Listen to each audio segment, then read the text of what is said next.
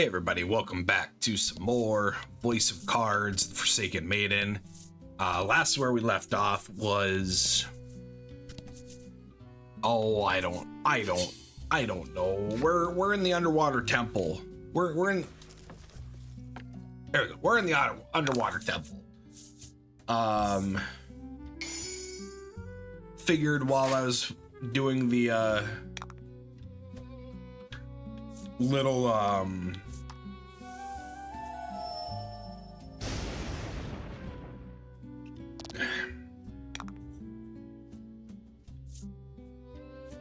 oh, what do I call it? Like my pre-stream checks. Ooh, that is loud. Oh, no wonder it's loud. It's at like 18.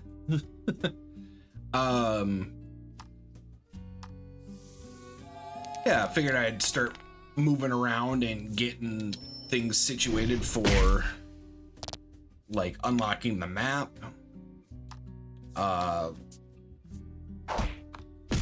Not exactly too certain on what the door requires.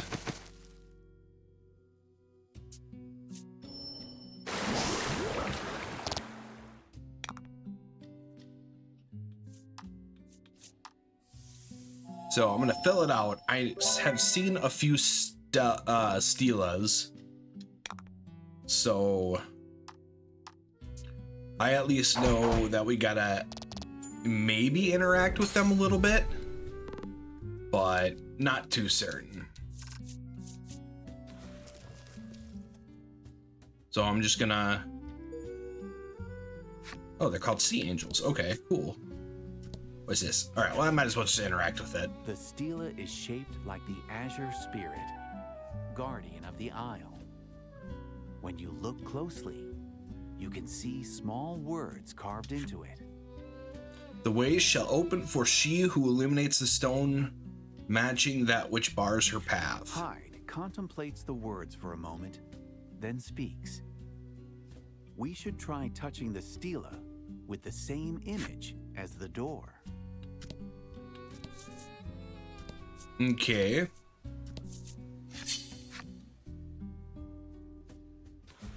I will unlock the map first, and then I will go figure out what stela I need, because I don't remember.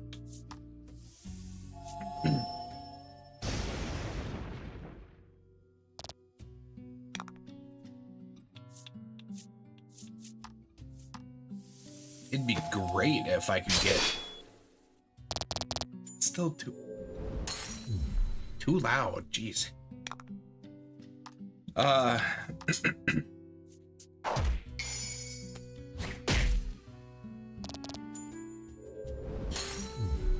Laty, that's what her name is. I keep wanting to call her Laffy, but that's not it. Laty, she needs either attack bonuses from her levels, or she needs better equipment.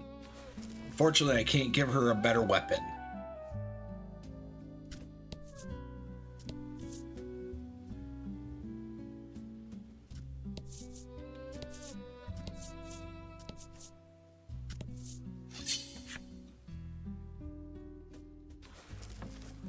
And I'm okay with getting into these random encounters right now because they do offer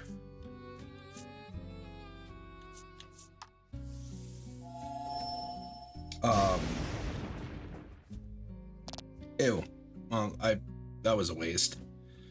They do offer some decent gold costs.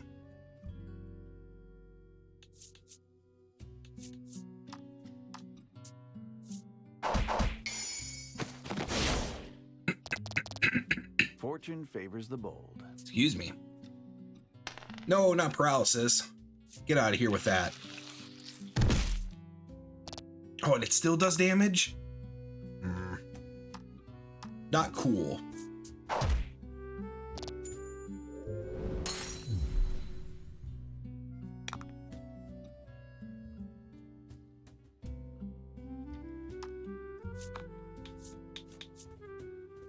This does just a straight 10.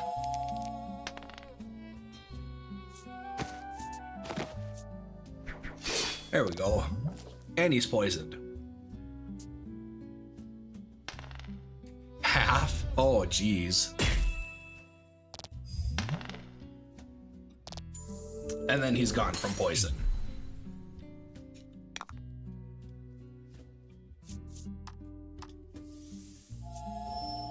I do have to say, it is one of the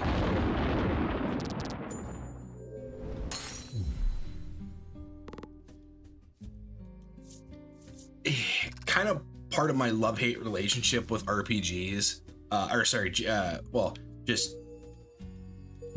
more like JRPGs in general, is that depending on the style of JRPG, where it's more of this traditional classic style, where you have random encounters, you kind of just get forced into it, which is not, it's not the worst, but it's like, it could be better.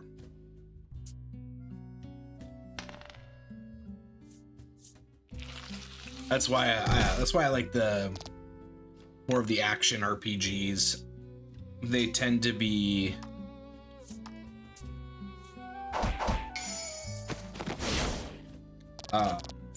even if it is like encounter based, where you have to run up to an enemy and then it like sets you into an arena, like the Tales games. That's still that's still better, because then I can just like bypass the random encounter. But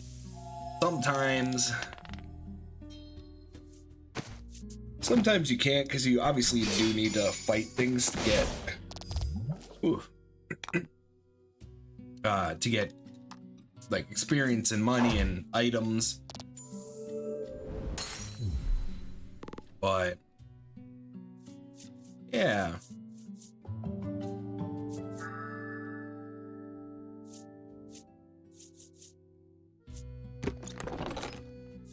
nice, perfect. I want more money, because I need more equipment. I keep forgetting that I have. Oh, I already did it. Okay, good. Yeah, because I would have, Laty's still faster than everybody else.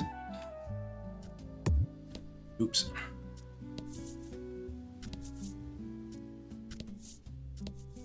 Yeah, see, I knew there was something. Ooh, that might be good to put on. Unfortunately, I don't know who I'd put it on, though.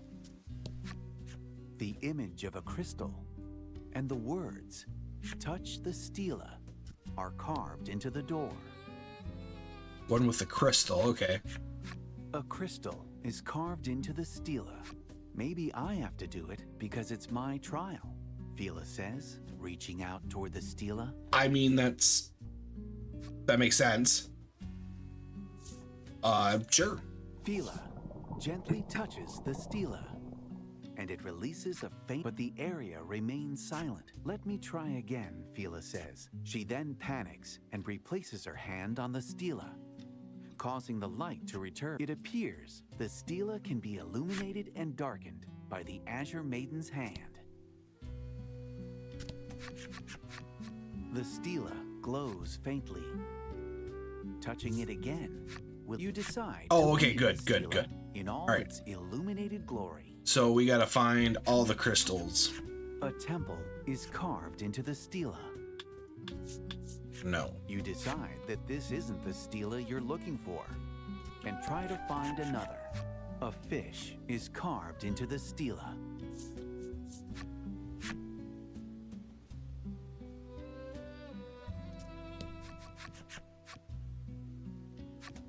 Temple.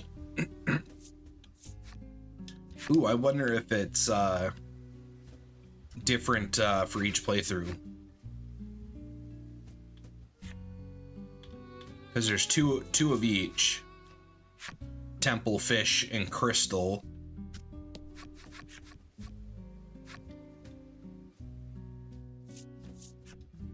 That'd be kind of cool. Literally does nothing for replay value, but it's the sound of the crystal door being unlocked. It'd be cool nonetheless. I respect games that do that. Just so then you're not having, like, you don't have people who are like, oh, I just look at the... Past the crystal door is... Never mind. Yet another door. On this one is a carving of a temple. So it's going to be a temple and fish, so...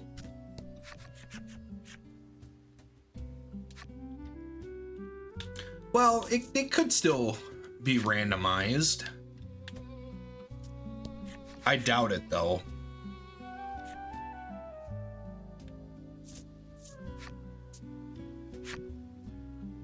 Let's see here, and then...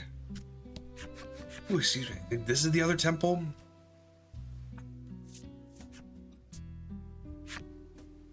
You hear a noise in the distance. It's the sound of the temple door being unlocked. Okay, so... Okay, I thought it was going to be a 3 for 3. But not too bad.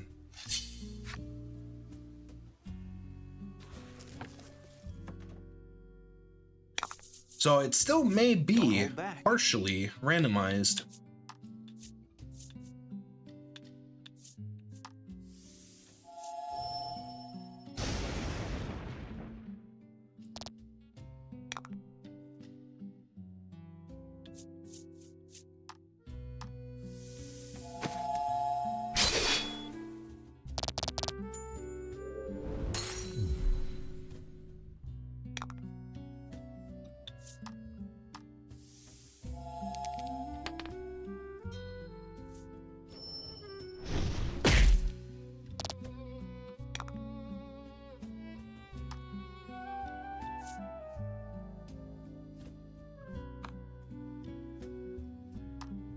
Be what, a 4 difference?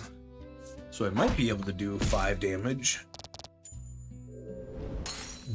It always seems like you can do... There's like a +1, -1 tolerance with how much damage you can do. To a minimum of 1, but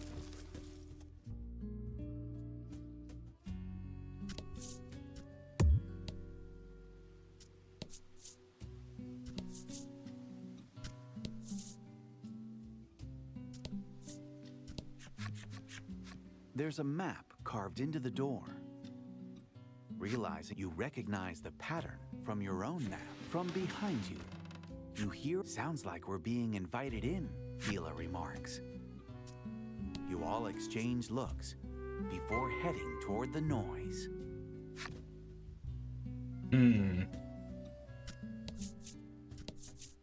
Now the question is, are we gonna fight a octopus enemy, or are we gonna fight some ghost type enemy? We're on the 2nd floor. Why is there a harpy?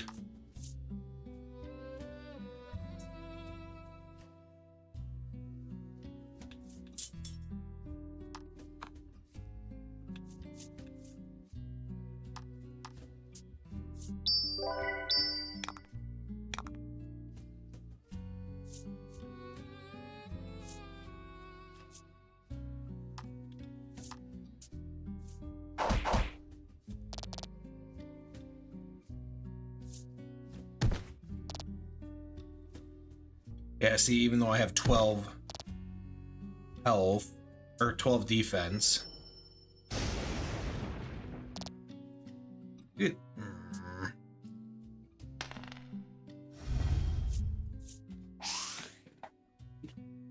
Oh, good on that miss, because I...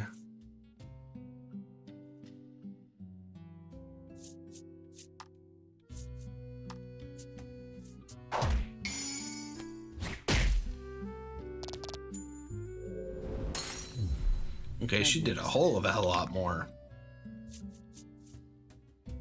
246, okay.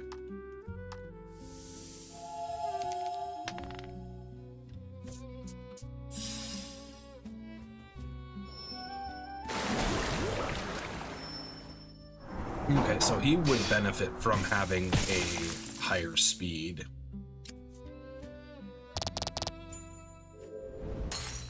Teamwork makes the dream.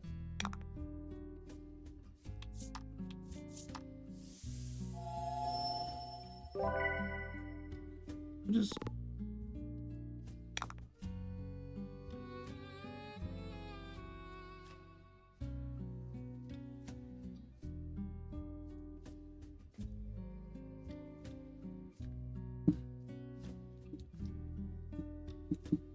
I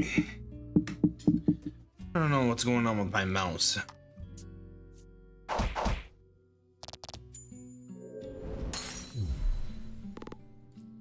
Oops.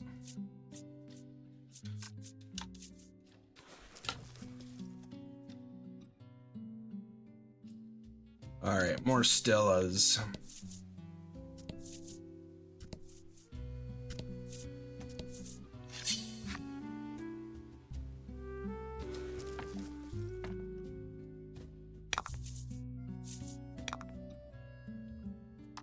All right, this is a bit more manageable.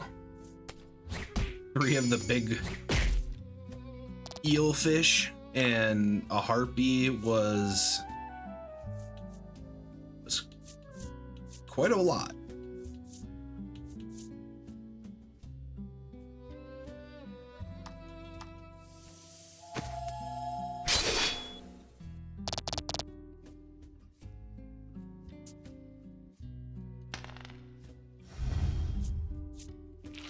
Yeah, see, they're still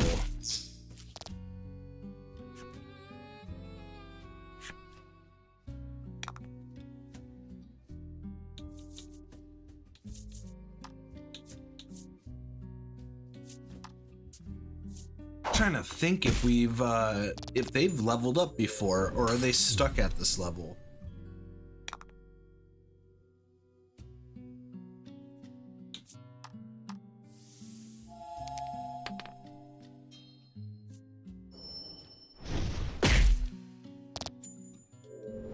That was a nice hit. Congrats.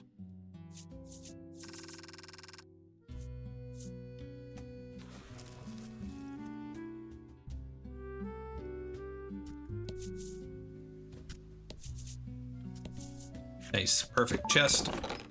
And more money.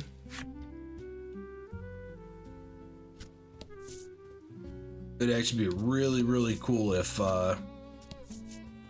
if I can get the that 8,000 was it the Knight's Chainmail,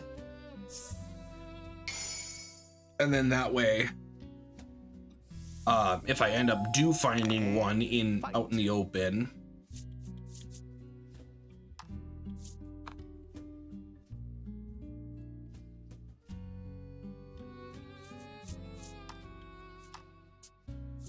I can give it to Laty, and she will be a heck of a lot more Magnificent. hardier.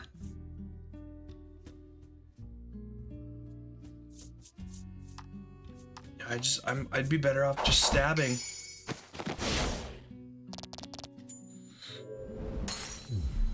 Magnificent. Ooh, excuse me.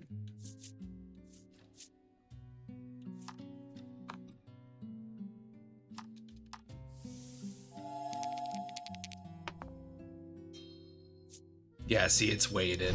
There's a little bit of a weight to it where it won't do a full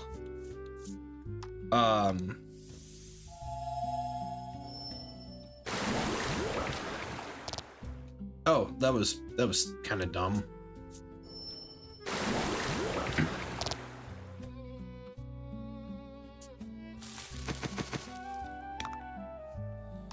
I should have used the other thing.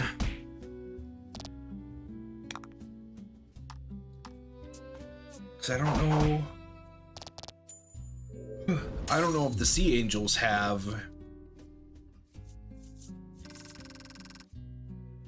Yeah, that would have been an extra like 20-ish. The XP. stela is shaped like the Azure Spirit, guardian of the Isle. You can see Truth the for following threshold. words carved into it.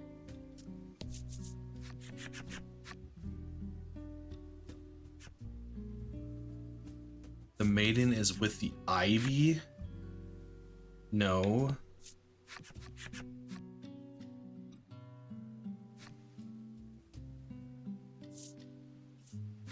Fila, but you don't hear a door open. There must be some other stela you need to illuminate. No. Oh, is this just gonna be a touch the one that says island or isle? At least I can't get like encounters. Ibis. No.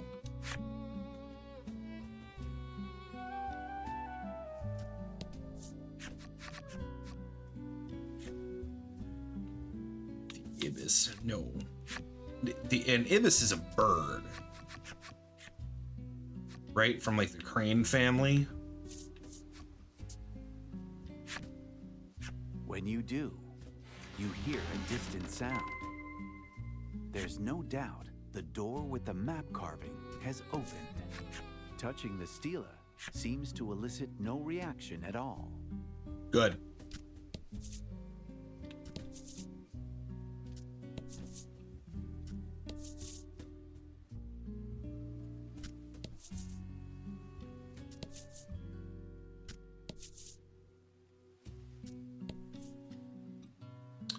Oh, interesting. I wonder if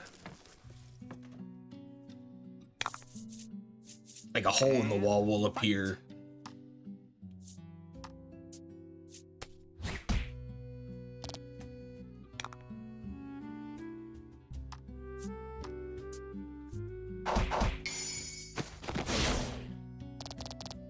Magnificent.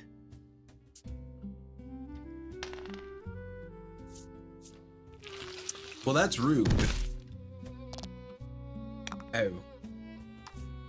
Oh, but she's immune.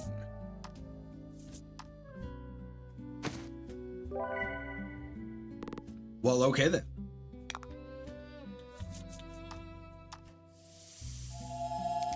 Actually, that's pretty huge that she's immune to the stun because she got the better healing.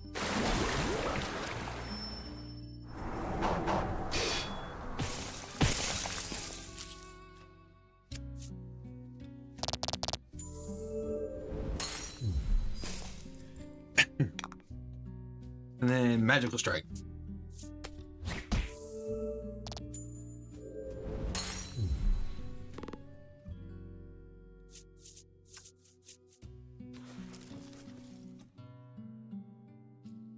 There might be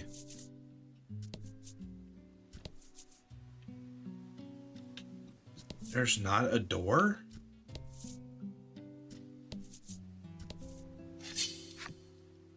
I knew it. I knew it. Fight him off. I kind of want to run. Like over level 3.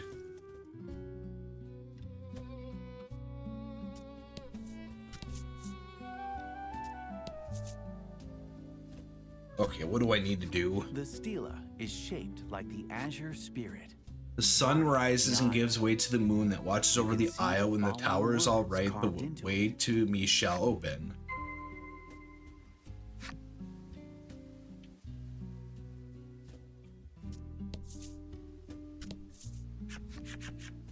A lighthouse is carved in the center of the isle.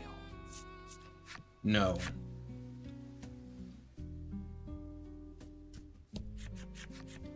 A star is carved in the center of the isle.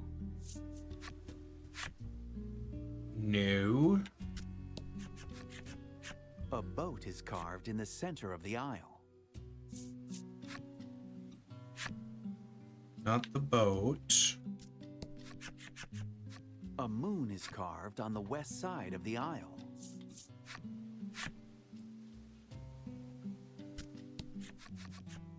A sun is carved on the east side of the aisle. Okay, bottom left is, or bottom right, excuse me, is the sun. Sunrise gives way to the moon that watches over the aisle when the tower is alight. Okay, so it's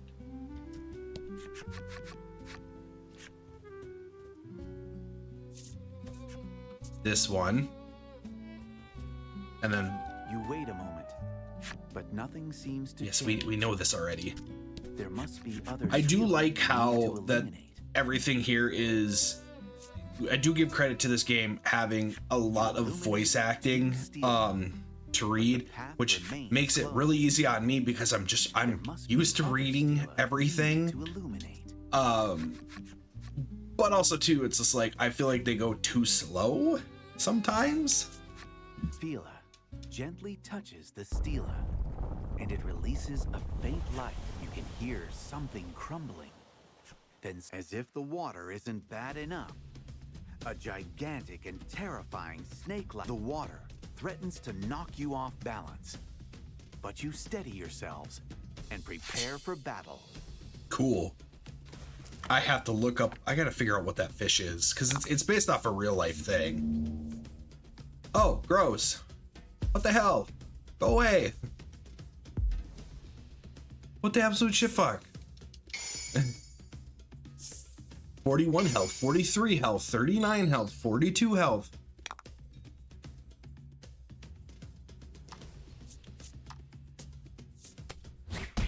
Oh, they got all different stats too. What's who has?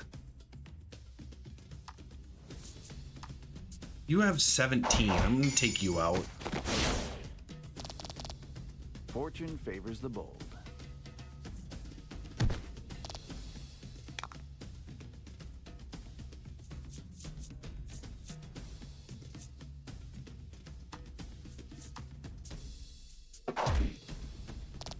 Because basically he needs to have enough mana to do that every time. But no. Ugh, I don't like how it's on a 6.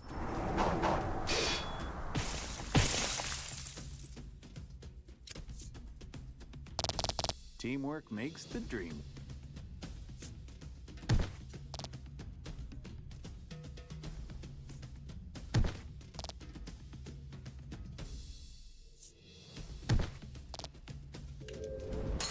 Okay. That's not good. No, that's really annoying. I don't have any. No, because I was. Oh, I was kind of dumb.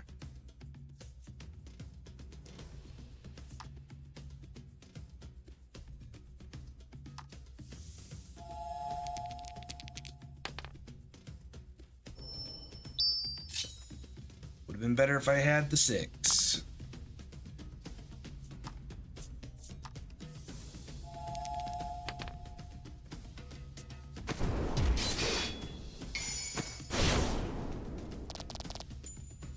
Okay, he's gone. Fortune favors the bold. Burst. I wonder if the damage has anything to do with how good I roll. Magnificent.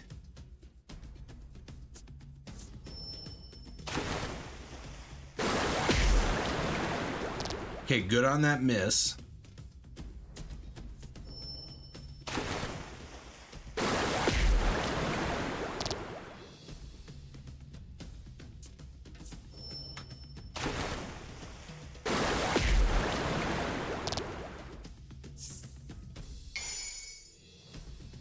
Oh, that's where the...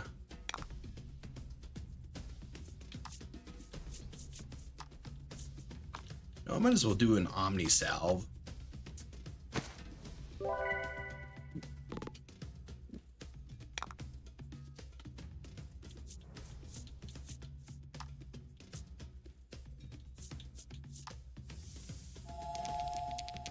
Come on, roll high.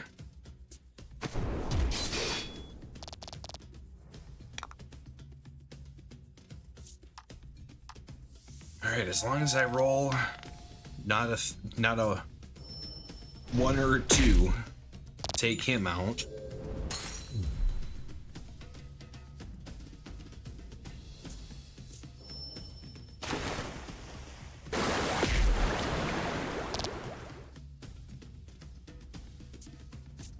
Yep. Okay.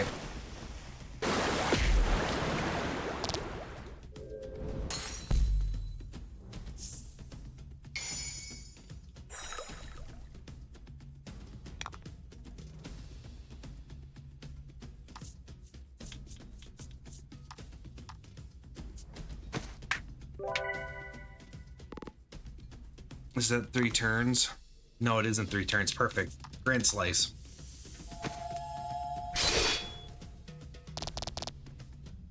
Oh, that didn't nearly do as much as I thought it was going to.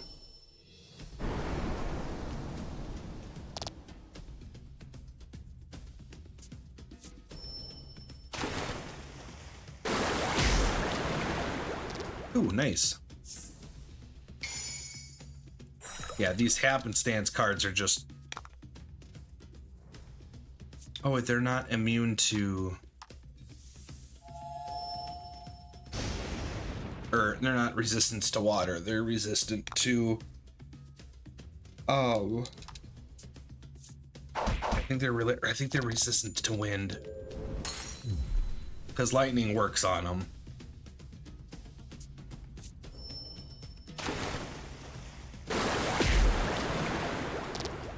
I do like how the wave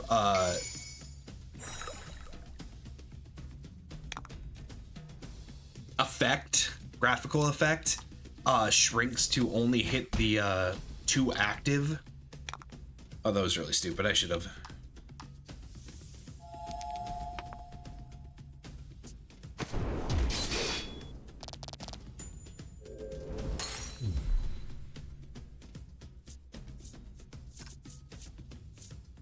Am I gonna level?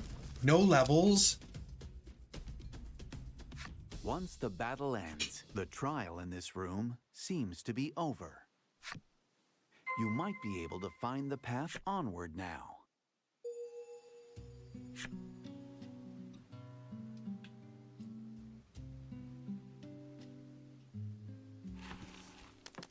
But first... Yeah, see, they don't gain XP.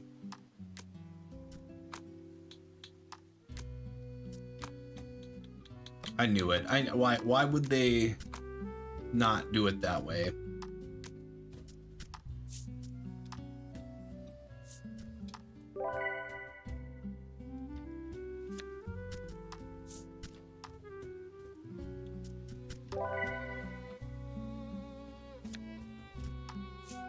One more on hide.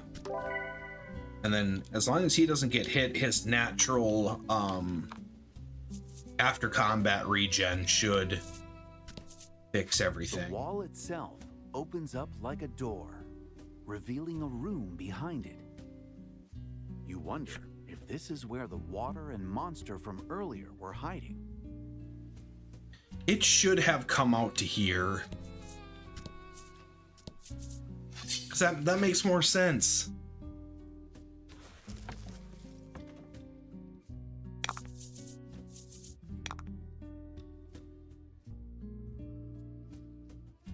Can I just run?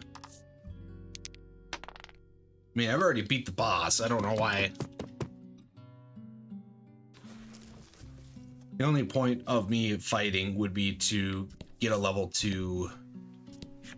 The stela is shaped like regain all the health. Guardian of the Isle. This one doesn't seem to be booby-trapped. Doesn't seem to be booby-trapped? What does that even mean? The stela is shaped like the Asher Spirit, Guardian of the Isle. There are no words carved in it. Okay. This door has been passed through for the ocean trials many a time. There are no words carved into it. You hear a mysterious voice echoing in your head. And then the door opens, as if inviting the maiden in.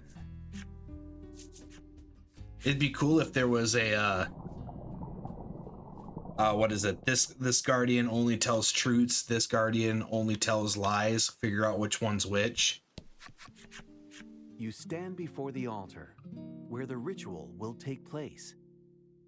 Grateful for helping her pass the ocean trials. Fearless, we always had the best conversations, she tells Laty with a smile. Laty returns the gesture. Laty's a mute. Thank you for showing me a strange new world, she says to Lack, who blushes ever so slightly.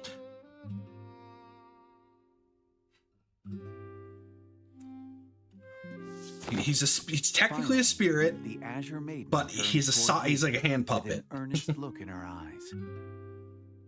Protect Laty, she tells you.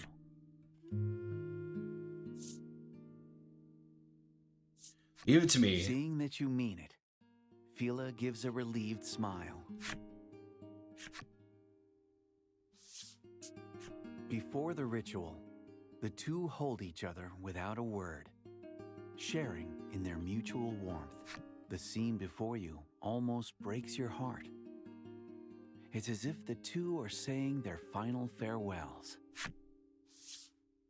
Because potentially they will be. Climbs atop the altar, and the maiden's relic begins to shine. Because it's either this game is really scary or really sad or both. Amidst the dazzling light, the Azure Maiden turns to you and speaks. With those words, Fila transforms into light and journeys to where the spirit dwells. Her ceaseless smile remains on her face until the very last moment. The tears on her cheeks, however, tell a different story.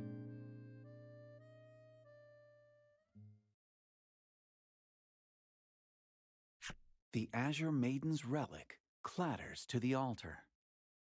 The ritual is over. Silence fills the room. Fila, the Azure Maiden, is gone. The sacrificial maiden's ritual, conducted to protect the island, has claimed her. You shift your gaze toward Laty and wonder if she embarked on this journey knowing this harsh truth. A voice breaks the silence.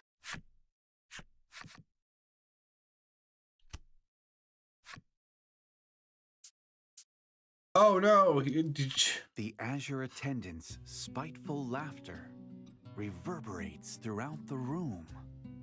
Neither you nor Laty can hide how shaken the man's sudden transformation has you. Wow, what a plot You twist. had expected sadness, not this. Alright, so I fucking called it. Called it so hard. Your And voice quivers as you ask. Hyde doesn't hesitate to answer your fearful question. although this heel turn is a little unexpected. Hyde tells you that the village forced him to be the maiden's attendant, regardless of his wishes. Attendants must follow the becoming an attendant forced him to give up on his childhood dream of becoming an accessory craftsman. Attendants must follow the village customs and continue to serve the spirit summoned by the maiden during the ritual for their entire lives. Becoming an attendant forced him to give up on his childhood dream of becoming an accessories craftsman. Because of that, he abhorred the Azure Maiden from the bottom of his heart. Wow, fucking dick. Even so, he continued to play the role of the smiling lover that Fila desired. Hyde raises his fist overhead to smash his couple's charm, indelibly stained with his deep-seated feelings of hatred, but he cannot bring himself to throw it down. The words of the sprightly young Azure Maiden echo in his mind. Though he should have hated her, he had been bewitched by her magical smile. The cries of the azure attendant, filled with both hatred and sorrow, reverberate through the halls of the seabed temple forever and ever.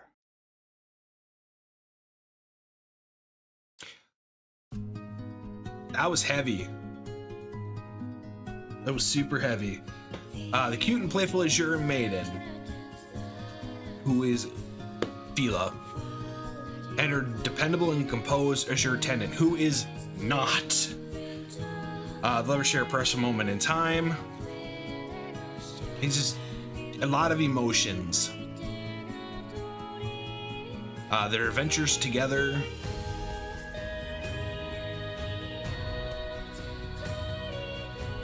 Give the maiden resolve to face her cruel fate. Yeah, because we... Once again, I said, I knew it. I knew it. Because that's how that works.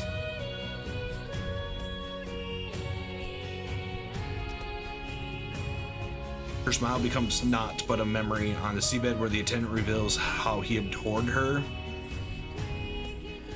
Because their suffering lingers still in the hearts of those who bore witness. The tale of the Azure Maiden. Now, did he really, truly, fully, I don't doubt he fully hated her throughout all this time, but how much? Let's see. The trials and rites below the waves reveal better. Why is there a 2 in there? Oh, are these the special cards from the first game now? Hyde says, "Leave me be." Your group leaves him and re-emerges from the depths of the sea. Laty grips Fila's maiden's relic in hand. The azure attendant entrusted it to you to help you on your journey. Yeah, see, I knew he's got other things going on. Informed you that there was rumored to be When you parted ways, Hyde informed you that there was rumored to be a hot-blooded maiden in Hero's Dominion on an isle in the Western Ocean. You call out to Laty, who is gazing forlornly at the maiden's relic, and your group returns to your journey.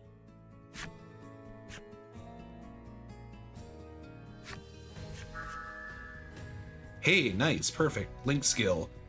Thunderstrike, deal attack plus 12 bolt damage, inflict paralysis if roll is 6 or greater. Nice.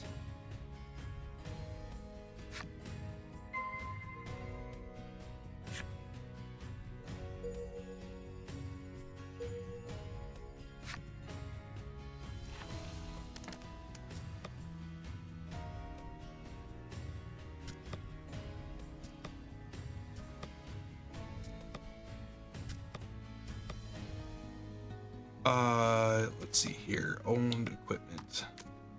No, setup equipment. Oh, wow, that was really heavy. Oh, wait, what? I can't.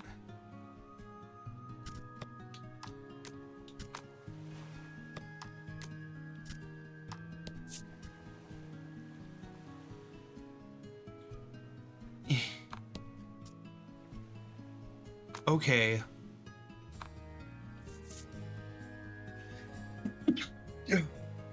Okay, apparently I can equip it.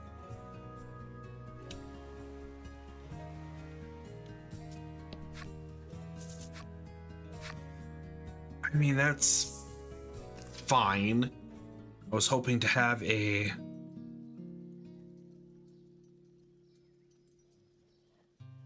thing. Let's see. The village gets so quiet without the maiden here, he says sadly. She gazes intently into the crystal ball. The next maiden will be, she says haltingly, choking back tears. Yeah, they The all... entrance to the shrine is resplendent with seashells. The maiden must make a hobby of collecting them.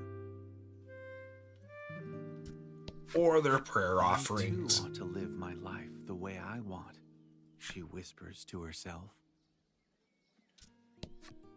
When will the maiden come back to our village? The young boy asks himself, diligently folding paper into a gift for her. Oh no. The man gazes out at the sea, his fishing seemingly forgotten. I'm gonna steal your boat.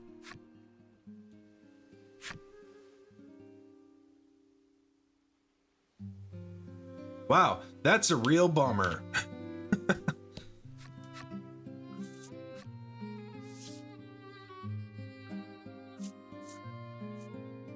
Do I have it? No, I'm $2,000 off.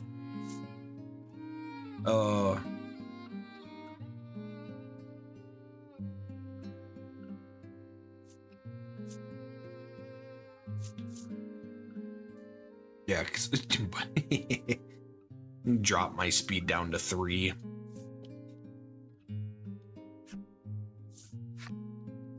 Yeah, that'll be all. Let's see here.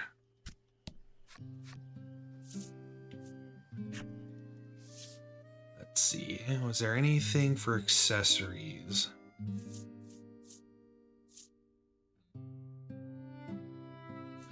Ooh, the life ring.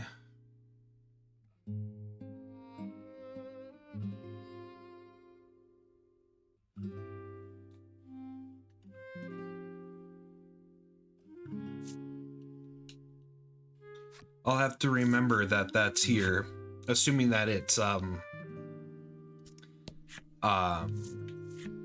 like equipment specific to this.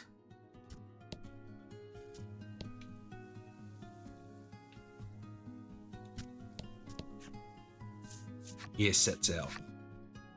Oh crap, I should have. It appears the sea has undergone a change while you were adventuring. The route to the western seas has opened. Now you can look for a way onto the isle where the maiden lives.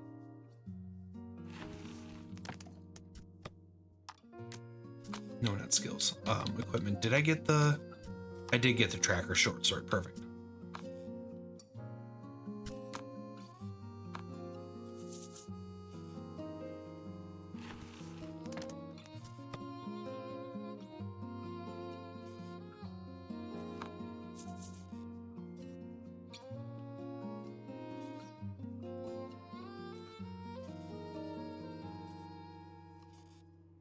Western, not Eastern, Western.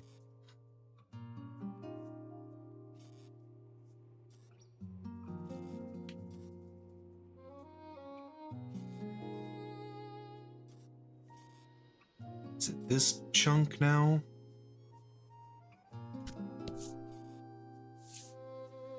The sea at last. Oh, right.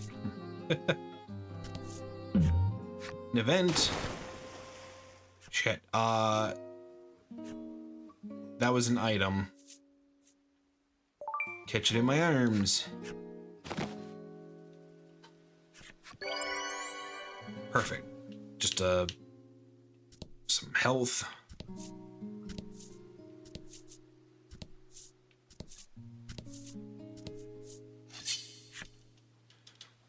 More enemies appear. I'm just getting real nervous that I'm not having any like equipment upgrades for Laty.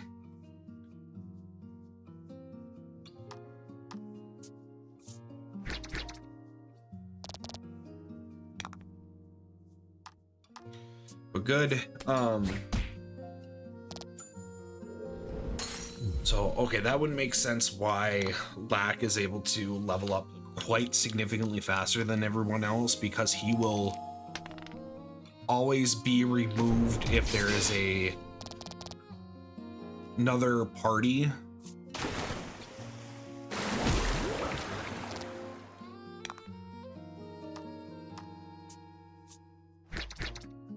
Oh. Like a maiden and attendant.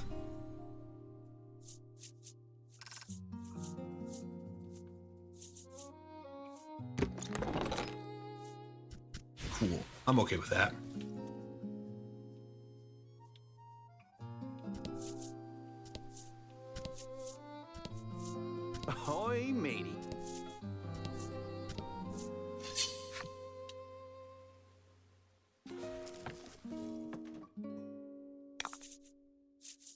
hold back. Ooh, okay, I guess the goal now is to kind of fill in the map.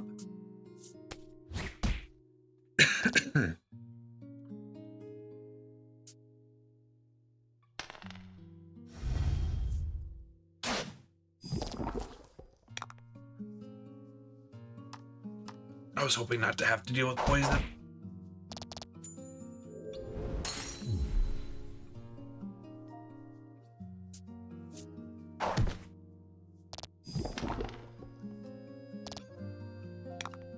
Oh, it's start of his turn.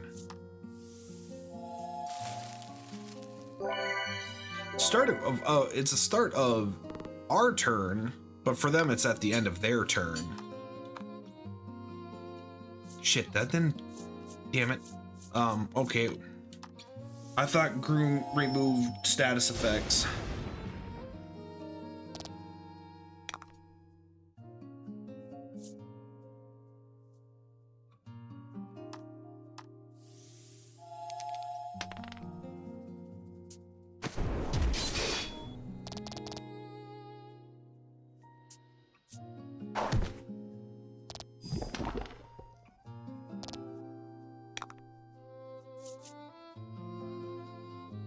Oh, okay. Specifically elemental resistant down.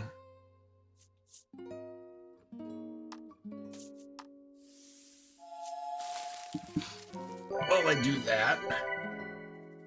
He's at full health, and then I will magic strike. And be disrespectful with the crit.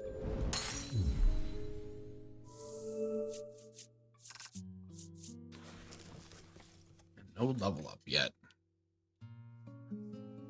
That's fine. Oops.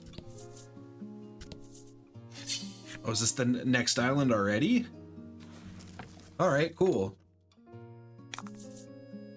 Don't hold back. Oh, yep. Now that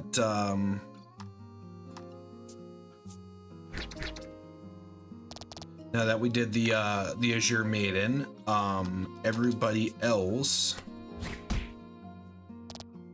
I say everybody else, but it's the does he not have a ring? Oh, excuse me. I thought he had a ring. Can he wear a ring?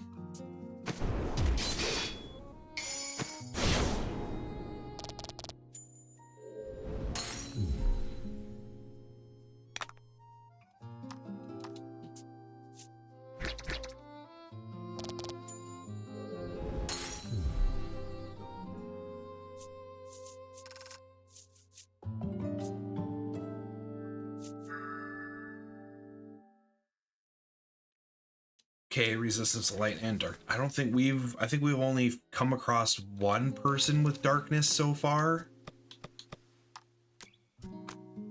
He can wear rings, but I don't.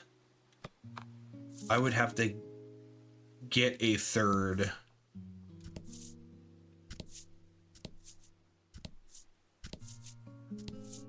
Ah, oh, excuse me. You can't go into it.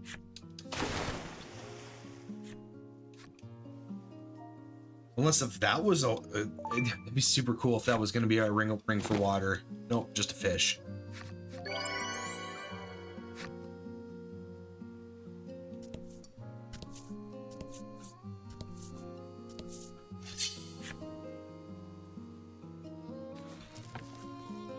Oh, okay, I'm not too far from the edge.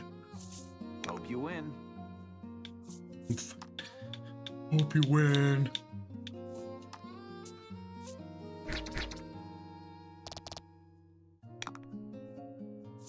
I do like how this changes. The changes with this is that it's like, yeah, the monsters are stronger only because they have like higher attack, but they're like their defense doesn't get any higher. So like enemies get tougher just based on how much damage they can deal and how much health they have versus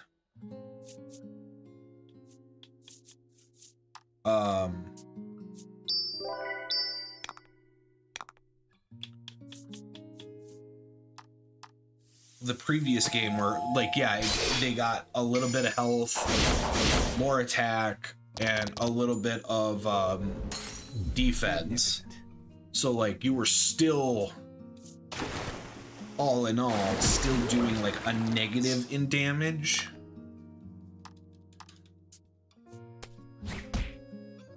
Of course, that didn't stop us last time in the first game because we were so over leveled.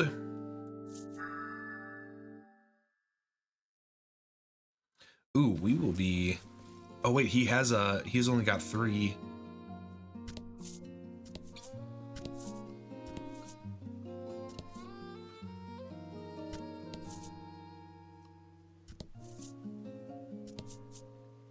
I don't know what it is. Oh. What do you mean what's going on in here? Body, that's the previous game. I've already played the previous game. This is the sequel. This is number 2. This is Voice of Cards.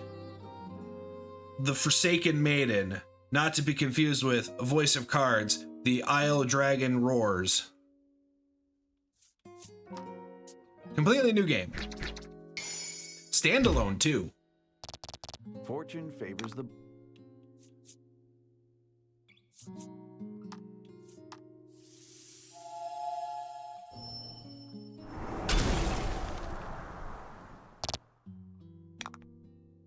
Yeah, we're on good news though, but we are on chapter 2. We just finished chapter 2. Which is technically chapter 3 because we had a prologue, but like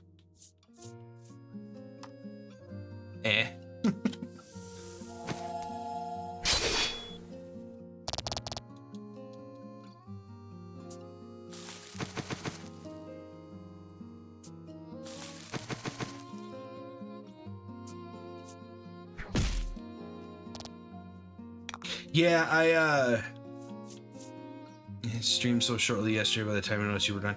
Yeah, I had a family member call in the beginning of my my stream, and they wanted to chat about something, but they didn't declare what they wanted to chat. So I'm like, oh great, we're having some issues. No, they wanted to talk about Far Cry 5. But all in all, not a big deal because I was kind of tired. And I wasn't sure exactly how long I'd have to go, but kind of wishing that I continued, because then we would have had to have, and then we would have ended on the bummer that was the end of chapter 2. So where I ended wasn't as good of an ending as I thought it was.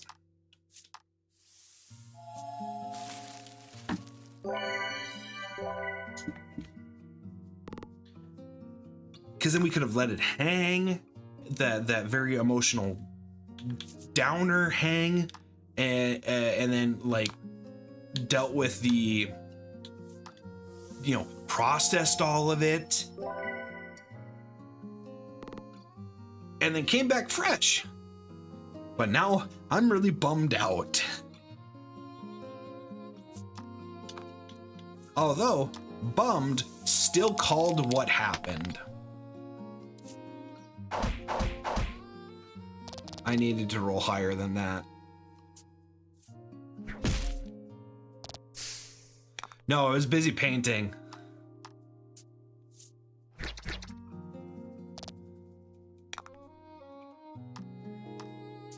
What do you mean, boo? I got I got a new, I don't even know what is it. I'll have to watch the next time you stream, because I have no idea what you mean by a new icon working. I had a new icon work. Is that part of the game, or is this something you got set up for the stream?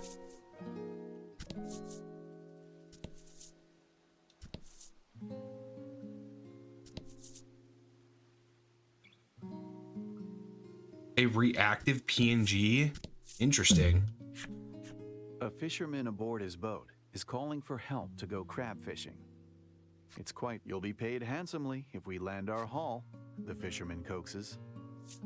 Hell yeah. As soon as you agree to help, the fisherman instructs you. Pull up one of those nets, will you?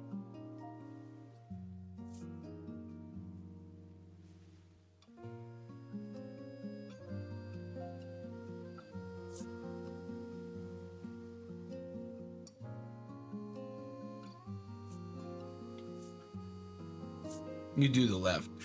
You see numerous tiny crabs Fuck you. scrambling over the net. I was tricked. But today's a wash, the fisherman sighs, and pays you for your trouble. Oh, well, that's nice. So like VTuber Lite.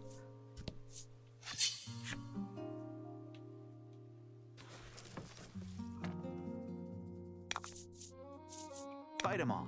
I gotta see this. Hold on. Wow. Oh, okay. It's not as dark as I thought it was. I don't have my third light.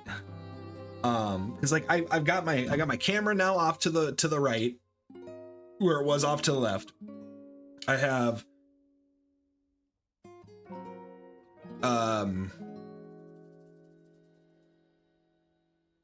the ring light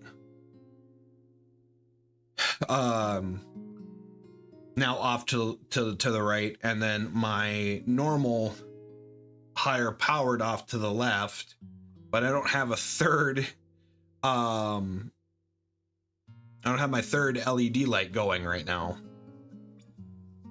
because I have to have it now over to the left behind me instead of the right, because otherwise if it was on the right it'd be in shot.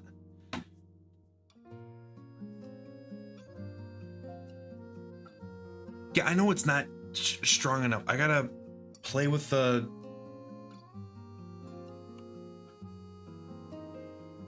Here, I'm gonna I'll actively play with it. Give me a minute.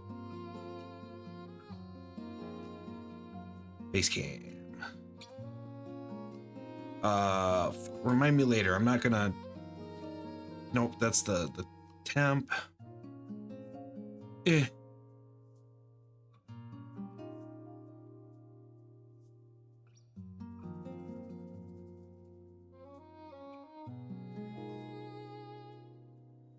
And then... Nope, remind me later.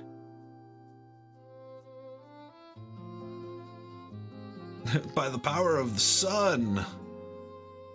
Now let's see here. There we go. That looks a bit better. And then put it back where I want it. There we go.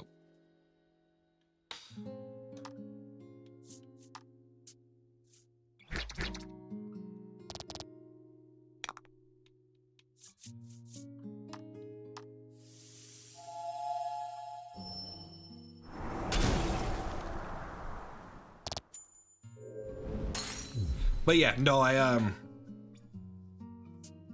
wanted to get I got a new airbrush. I got a named brand airbrush on Tuesday, and I wasn't able to test it out on Wednesday because I was putting together my the stream room / my office. But yeah, now I got a fancy smancy new brand spanking new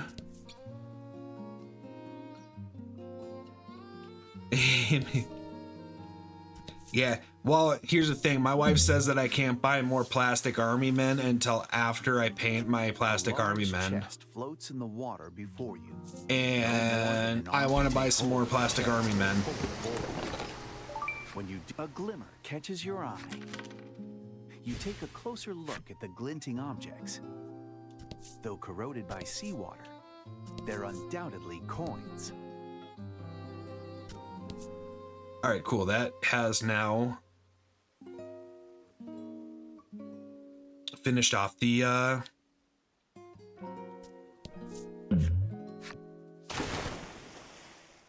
okay, so now we got the western portion of the island done, because now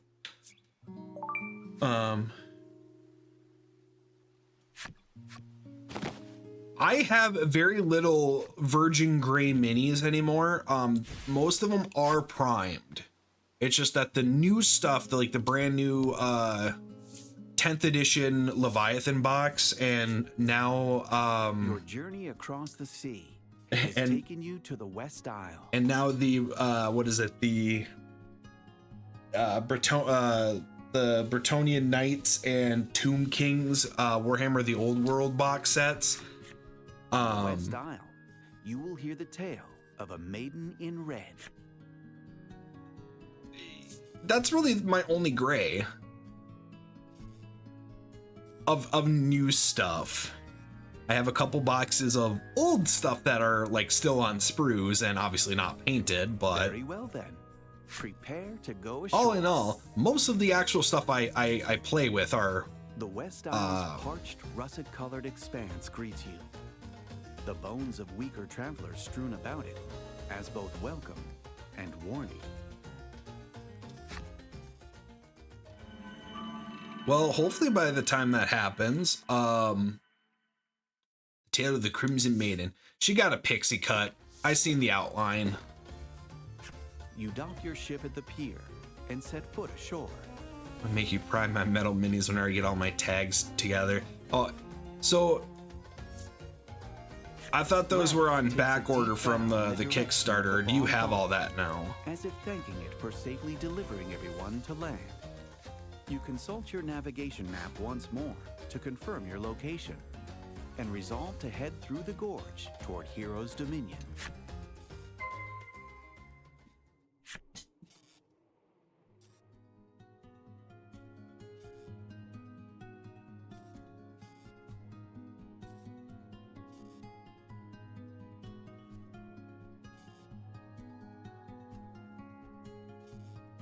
I'm gonna take it you went in with a few people on that Kickstarter, because I didn't end up going in on that.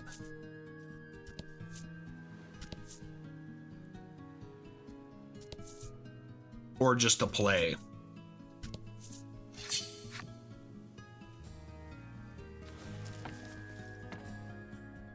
Yeah, I think I have it all now. I've just been lazy because everyone's so damn far away.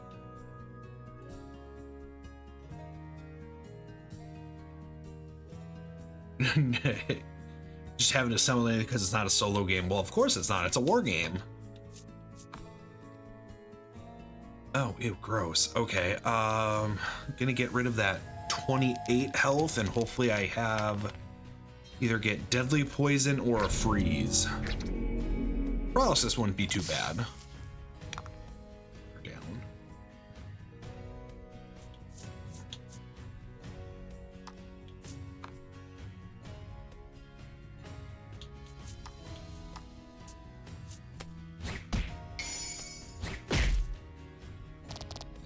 Magnificent. Yeah, no, I should be able to easily I should be able to like bust out the any priming pretty quickly.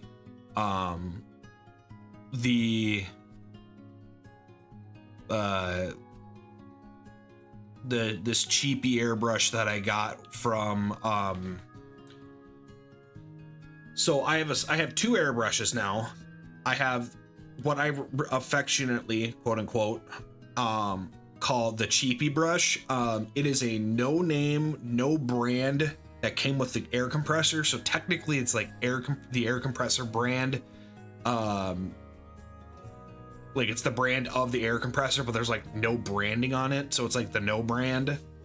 And it is cheap because the compressor was $88, and I guarantee you that that most of that pricing was just for the compressor. But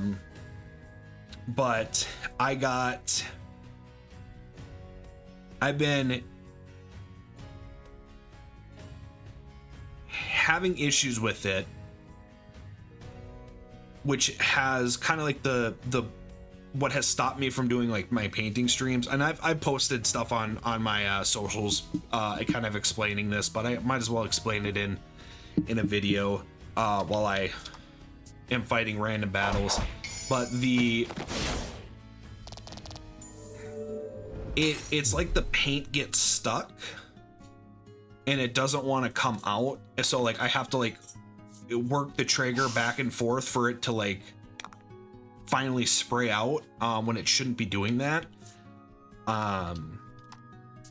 So I found out that very cheap airbrushes, yeah, even thinned, it was worse when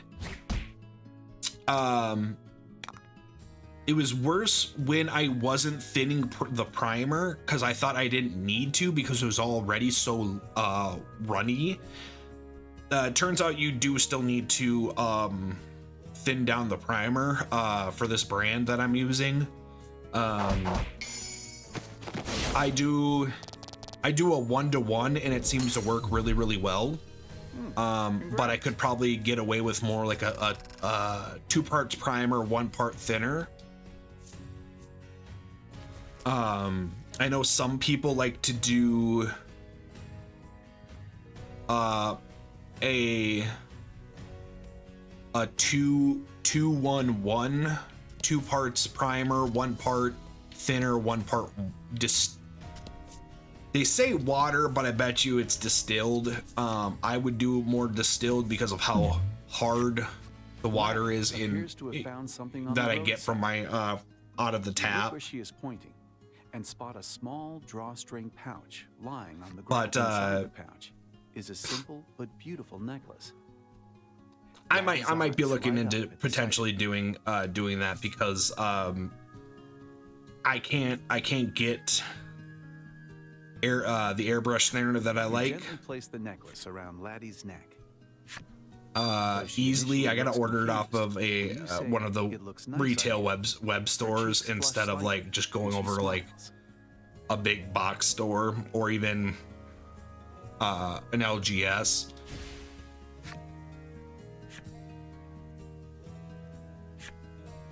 But what did I do? I did a thing. Is she cursed? She might be cursed. A thief appears. The brigand points at Laty. He continues, insisting in a rather courteous tone. That necklace was something, as the thief would have you believe. He pilfered the bauble from the shop, and then he grabs for it and tries to wrench it off Laty's throat. You've no choice but to fight to defend your ally. I mean, I'm okay with that. But yeah, so continuing on, I found out that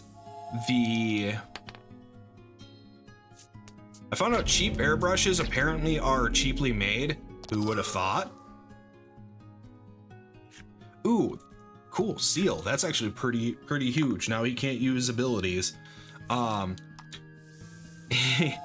imagine that.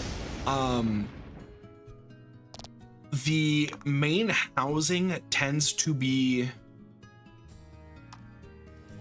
like, the housing tends to be okay. It's like where they kind of cheap out, quote unquote cheap out, is the material that a lot of the seals are made out of aren't the best, so they'll degrade over time with the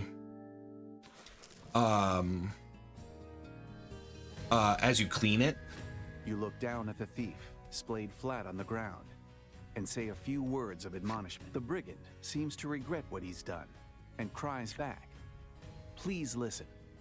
I want to return the stolen necklace to the shop. Honeyed words alone will not let you trust this wayward larcener. You choose not to. So yeah, However, it's the thief does not give up. Practically bawling at this point, he makes a tear-filled appeal. I just want to make up for the wrongs I've done. oh, it's not gonna let me. I gotta do it. You Okay. believe the thief's tears of regret are genuine, so you take the simple necklace from Laty and hand it over. The thief bows his head deeply and then heads off in the direction. On the back of the charm is a child's writing. Daddy, do your best at work. Kind of prone to dropping things, isn't he? You utter, somewhat flabbergasted, as you slip the charm into your pack. Oh, great. Okay, well, whatever. So yeah, apparently the O-rings will degrade when using with chemical cleaners. However, I'm using like general like airbrush cleaner. It seems primed to So like, I'm not using any like. The bizarre transformed into a fear rock. The I know only way out people of will this use fight like is to- isopropyl alcohol to clean out their brushes, which Don't hold back. does work. Does work really well, but I mean, isopropyl is sometimes just as expensive as the airbrush cleaner that I use, Magnificent. and it doesn't lubricate the housing. But the primary issue that I'm finding out is that where the crux of the issue with it being a cheap airbrush is that the needle itself apparently isn't machined as well. So because it's not machined like to like a high quality standard, it's like it's got microscopic grooves and like shelved metal where paint will fill in and stick to it, where it won't actually come out nicely. So you have to polish the needle, and so that's what I did. Instead of painting on Wednesday, I spent a good time polishing the needle, doing some test sprays with that needle, cleaning it, and then letting it sit overnight. And then this morning, I did it again, cleaned it, did some test sprays, cleaned it again, and then primed a model, and it worked so much better compared to what it was before. Don't hold And I back. was super excited with the with like the the results of doing a one-time polish was being so much better that I had to compare it to the Harder and Steenbeck airbrush that I got on Tuesday. That just to compare, like, oh, what would be a what is essentially a free airbrush because it came with the compressor. How does that compare to like a a high quality milled airbrush, German engineered, new, like brand new 2024 model? How does that compare? Apparently it does not compare.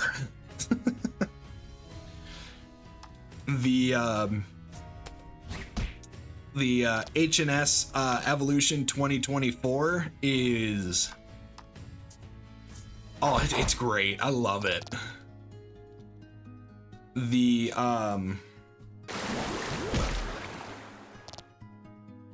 Oh man, I wish my old setup was still how it was, so that I could just like literally transition into my my model painting scene. Or is it a source? No, it's a scene. And I could literally show you the difference between the two of a post polish no brand airbrush versus a high brand. Like, I mean, they both did their jobs, but it's like you could tell that I was able to get less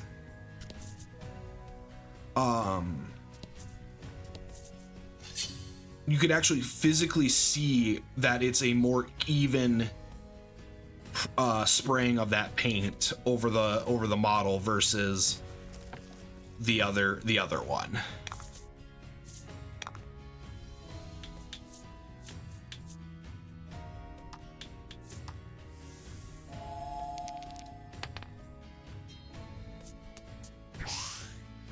Oh, you're not supposed to miss.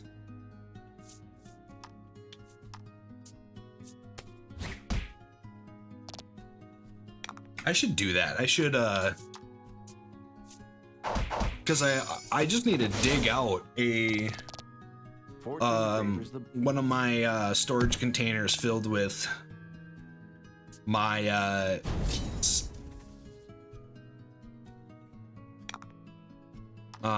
all the, well, just really any of them that I have in storage in my storage closet right now, from when I was actively playing and painting Warhammer 40k models. I could probably do a good comparison between a rattle can spray primer, the no brand airbrush, and the Harder and Steenbeck Evolution.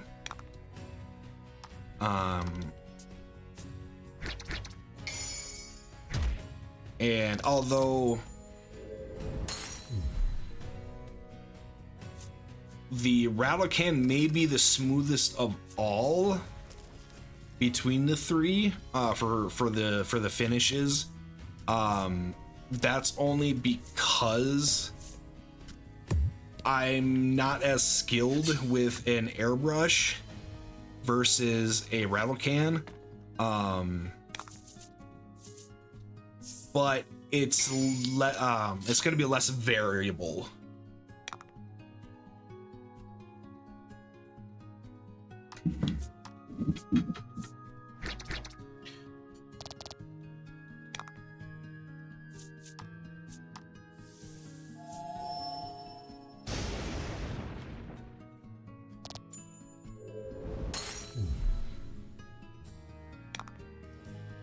I'm still waiting on my paints to get anyway. Oh, is that from the paints from the Kickstarter?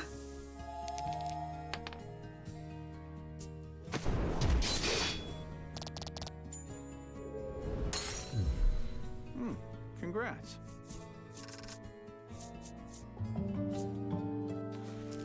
Yeah, let me see if I can't.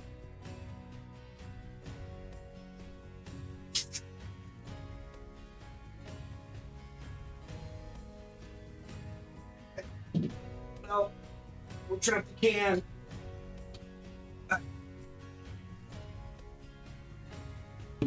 All right, I don't know how easy we're gonna see, but this is the one that I did. Oop. There we go. Earlier today.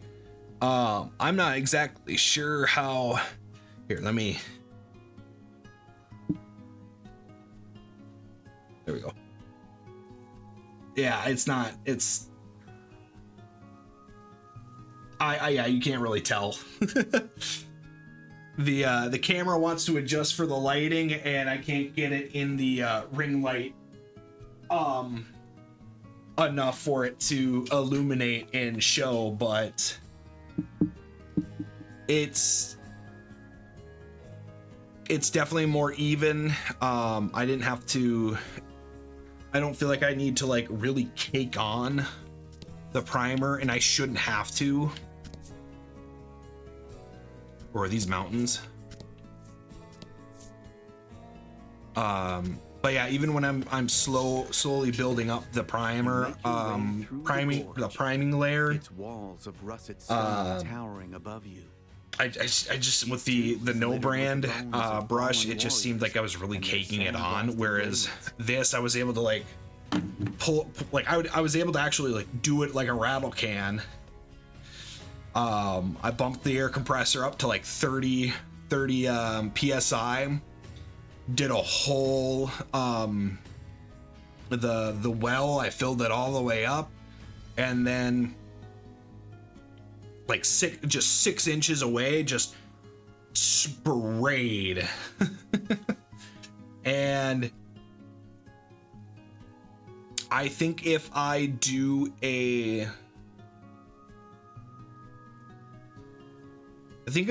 it in such a way where if I put it on a one of the like rotating platforms, I could get I could more easily prime it that way instead of how I was doing it by having it in one of those holders, and then just like slowly rotating it but you in my hand, and it just sadness.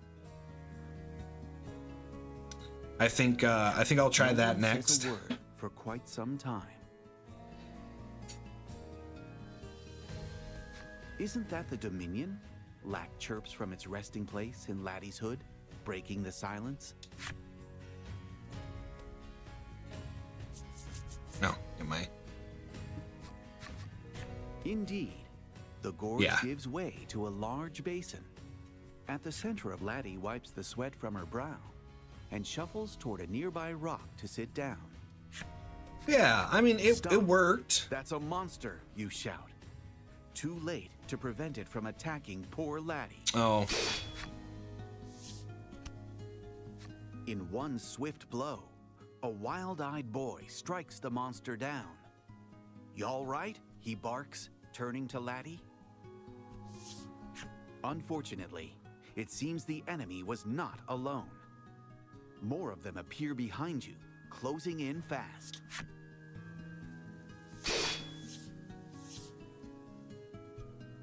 Ooh, like that.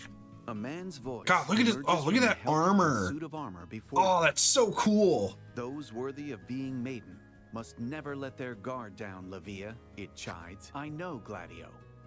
I know. The boy grimaces.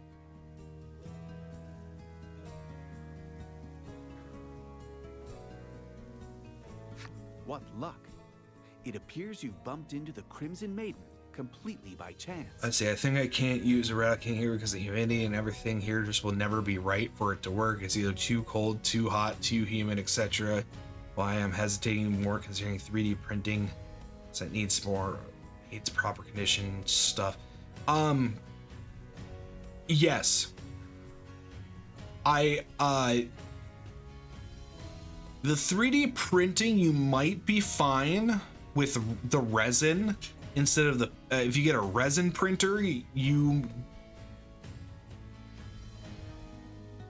obviously check the like the product details, but a 3D printer, you might be able to get away with a 3D resin printer. You might be able to get away with like a more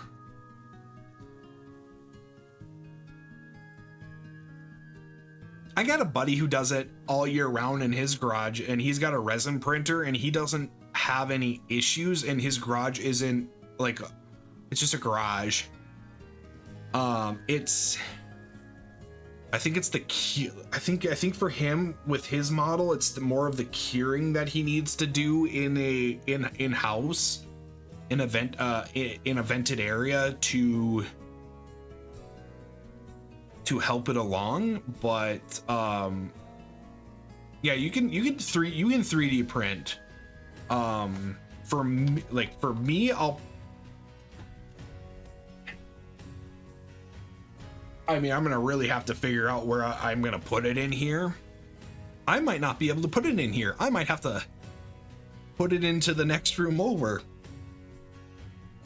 But the surrounding rooms of the stream area are big enough and have enough windows. It's big enough and it's ventilated. It'll be fine. I should be technically having a vent going in this room when I'm spray priming, but I don't need to. Just because of how well naturally ventilated it is.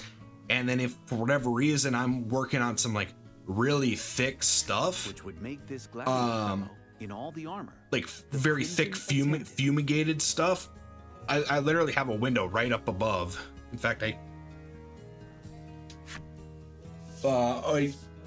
don't think you can see it with how I have the camera, but oh well. I literally just pop that open, and then I am, as the young kids say, I'm Gucci. You thank the duo for saving Laty. Although I explain that you will have need. They're not as young as they used to be. If they'd be so kind as to lend it. The Crimson Maiden appears startled by your sudden request. Apologies, but we're in a hurry, he says curtly. Apparently, a foul beast the Dominion uses for blood sport has escaped, and it has fallen to the Crimson Maiden to recapture it. Unwilling to let these two out of your sight after such a fortuitous meeting, you agree to help them track the beast down.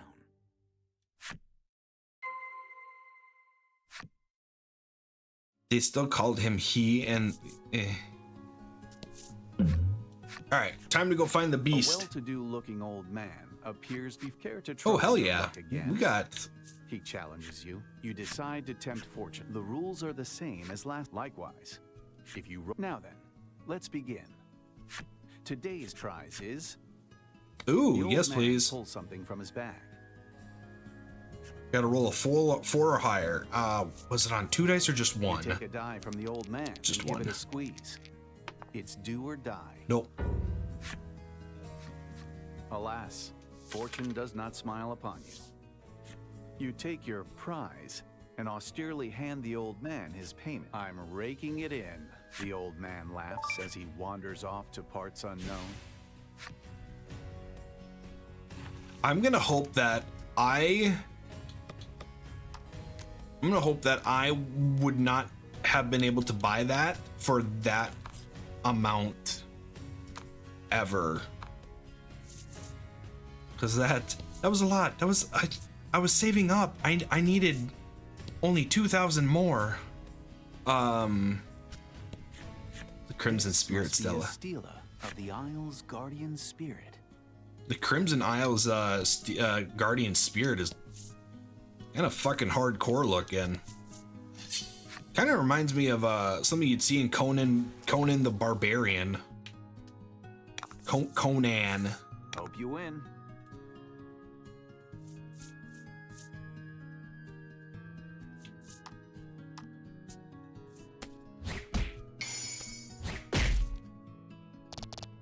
Magnificent. Crimson for the Crimson God, just saying. Yeah, I mean, no.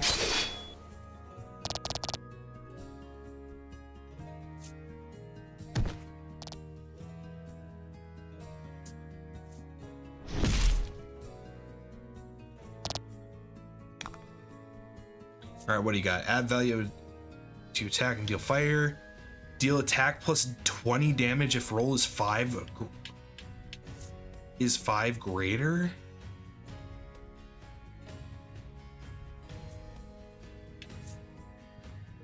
Okay, so that's a rolling attack.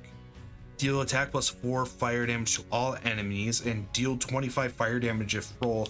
Oh, whoa. Go back. Why does that show the dice in it? So obviously that's a D10. See, if there's gonna be a roll, an attack that does a roll, it should have a Dyson in the card art. That's actually super cool. Because now, like, I can tell, like, oh yeah, this is gonna use a D10.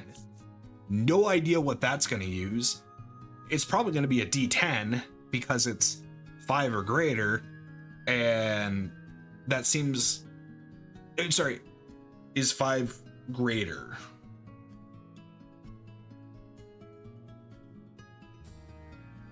Never mind. I'm gonna have to see how that works. But my thought still stays the same, that it should have,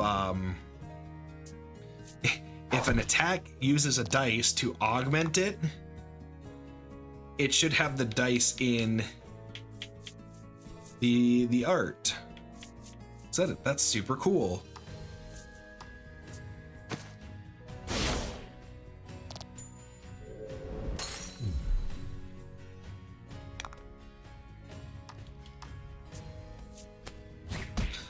But yeah, no, yeah, no, this would be super cool for a Cornite themed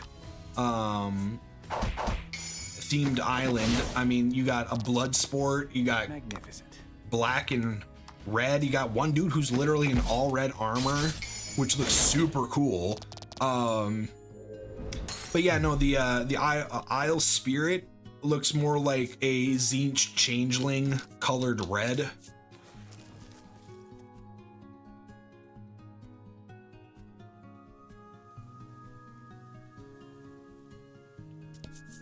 It looks like it could just be a named Tzeentch demon changeling with some extra bits on it. Painted red.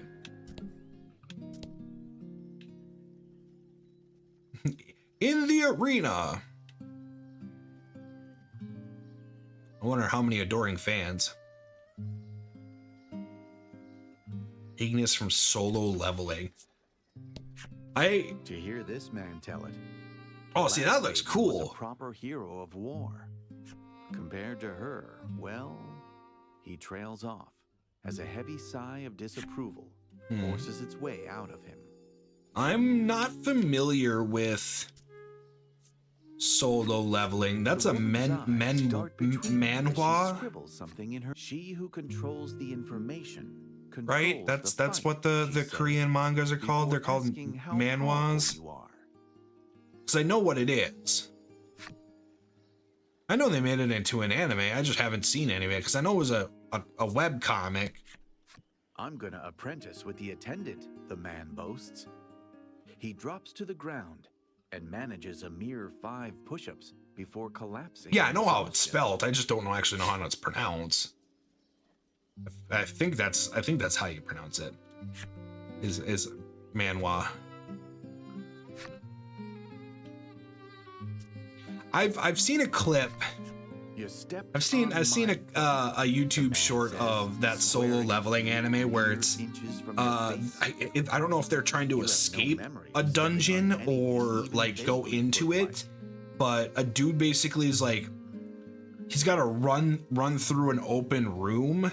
I don't know what the circumstances are, but he basically has got to run. He gets halfway through and then he gets vaporized, and all that is left is like his shoes. And I'm pretty sure this is a spoof, abridged version of this clip, because the main character's like, oh damn, he forgot and the dude, so it's just his legs, not even his legs, it's his shoes that are just left, and the dumbass is wearing fucking Crocs. And I guess the joke is that he forgot to put his Crocs into sport mode, because if he did, he'd have made it. And that's the only thing that I know from that. And I don't think it's actually part of the actual show. It's the abridged. To duke it out, he says, clearly disappointed.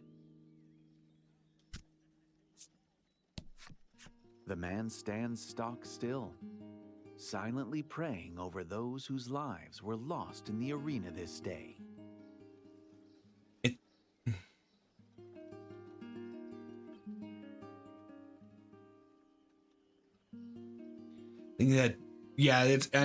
I figured it's probably an abridged series. See, one I'd recommend if you don't mind much blood. Man, one of my favorite animes in high school before I stopped watching anime was Dead Man Wonderland.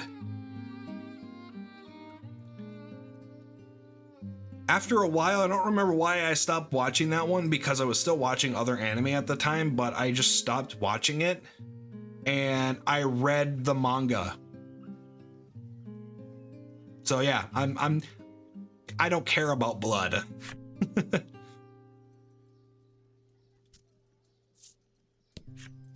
Apparently, battles with captured monsters in the arena are quite the spectacle. There is one ferocious. The manga's good. If you've vanquished every warrior to have challenged it. If you don't care about going back and watching the anime, I would recommend the manga. Watch yourself. Folks around here will use any excuse to start a fight, the woman warns you. You can't help but notice the glint of a knife in her Jeez, belt. Mima is fucking packing.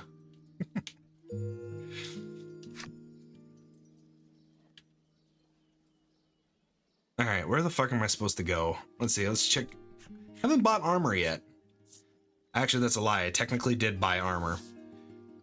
1,600 gold worth of armor. I would have said no to it.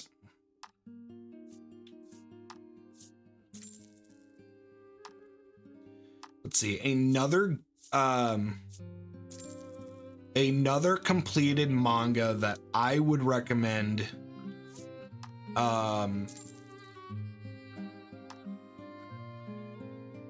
Another completed manga that I would recommend that I actually read all the way through, which isn't a lot, but this one in particular that I read all the way through is it's got a couple different names depending on what the translation is, but it's basically in the US English release, it was called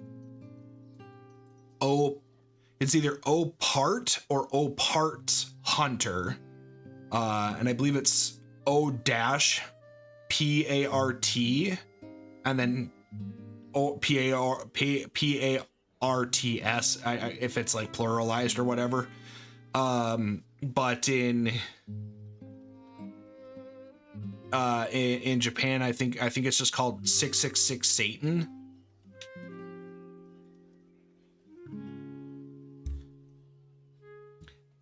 Name's a little weird, but it is a little prevalent towards the really end of the I almost called it a game. End of the manga.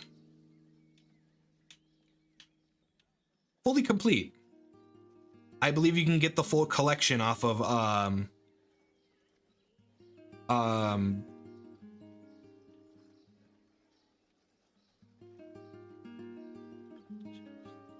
do I want to say Toei, but that's not right.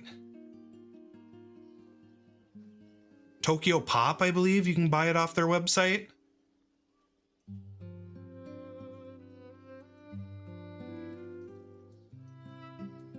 I'd also say to take my with a grain of salt, because then Nigima manga. Is that the one where it's a kind of a young mage boy becomes a teacher at a high school? It's kind of like a harem manga, harem light.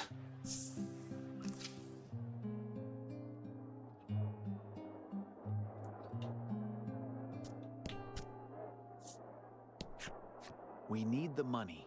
The kids have to eat, the woman says to herself, seeming ready to put her life on the line to win. Damn, that is sad. No, I forgot my salve, the man yells in a panic. There's an L in that. It's pronounced salve. A sudden calm washes over him. Oh, wait. There was a merchant back in the vestibule. What an emotional ride this man's life must be. No, I mean, you could always get that like, I mean, 10 health is 10 health. Literally 10, it's 10 health that you either do or do not have. Eagerly awaits like, his I get turn it. in the ring. My quarrel is not with humans, he says gravely.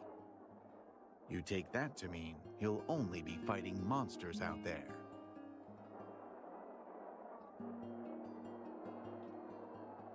I gotta look something up. It's bugging me.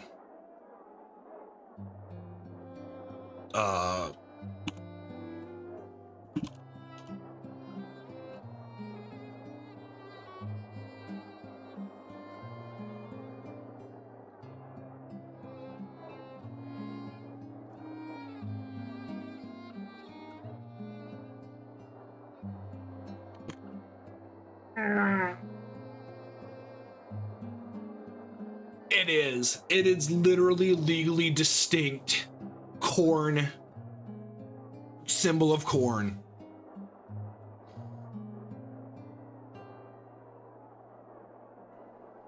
The thing on the little brooch on his white little bib thing, that gold brooch, that is basically the symbol of corn. Thank you. Let's see. Yeah, 10-year-old teacher, but has to hide his magic identity. It's from the same guy. Okay, it's the same guy created Love Hina. I fucking knew it. That's why it looked familiar.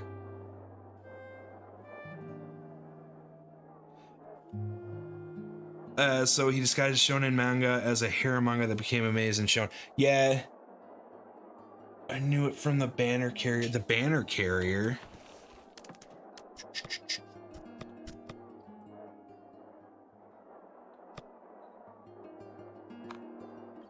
The banner carrier, my party, or one of the NPCs that we talked to.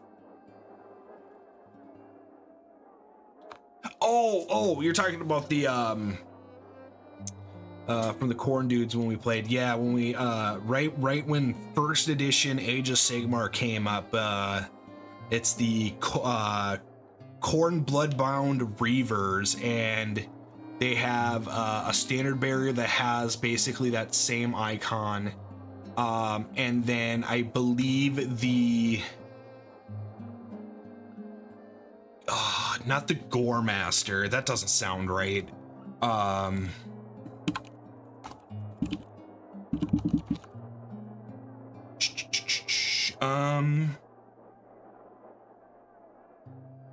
No, fine. We'll go to Games Workshop's website. I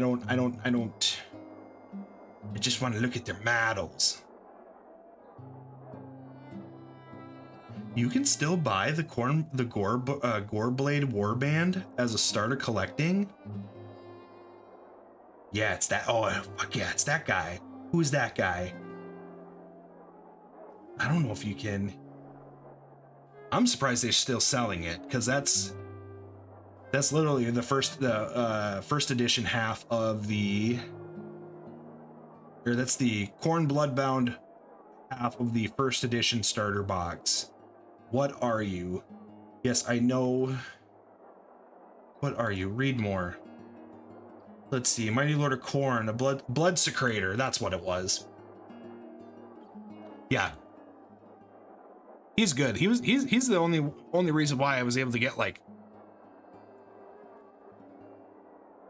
geez, what was it? Like 120 attacks between two blocks of 20 units of Blood Reavers. I'm not taking registrations now, the receptionist says flatly. The receptionist calls out to you as you attempt to open the door. Apparently, you're not allowed in yet. Yeah.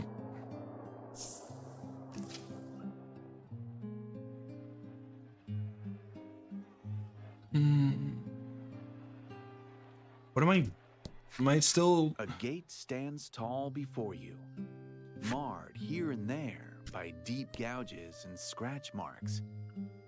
I don't think I need to be here yet. Oh, wait. I didn't check the accessories.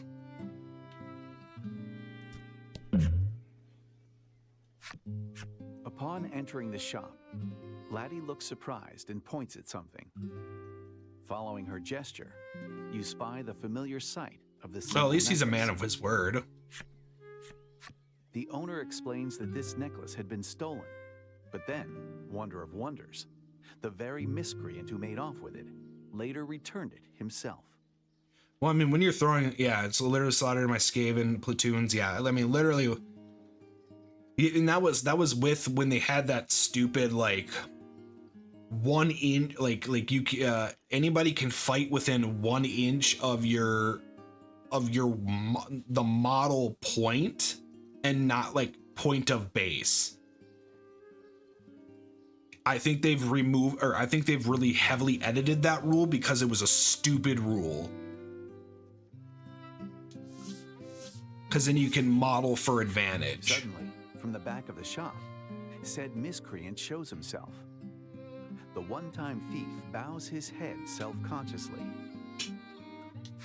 Evidently, the owner took a shine to the honest thief and offered him a job working in the shop. You remove the dingy charm from your pack and hand it to the man. Taking it in hand, he is so overcome with joy that he... Yeah, the only reason I came out of that was because of my utterly stupid ranged unit. Well, yeah, you had the was a gift from his beloved child. He had been searching for it all this time. What was it? You had the Gatlin rats. You had a couple Gatlin rats and I only ever stole to put food on the table for my child. The shop owner proffers something to you, calling it a thank you for helping him meet a man with such an honest heart. Snipers. No, you also had this was back before you had all that. I thought you just had the Gatlin rats and the yeah, because I don't think you had the warp lightning cannon. You may have had the snipers, or maybe it was you had the warp lightning cannon but didn't have the snipers yet. But you had the Gatlin. You had the I don't think you had them. Like, I know you had them, but not right away. I think it was because of the poison wind globe launchers. Because they had an ability where they dealt more damage if they were shooting guys in bigger blocks of 10, and I was running those reavers in blocks of 20. Honestly, back in those days, I really ought to have been running blocks of 40.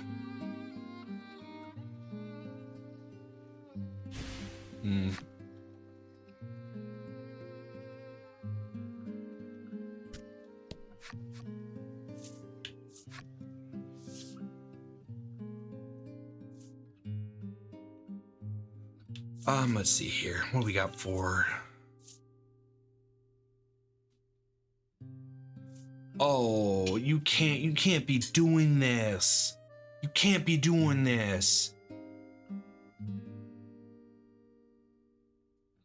I guess I'm gonna be grinding like a butt ton of money because I need 3,000 gold for the whatever the previous ring was, where it gave me +3 health every turn,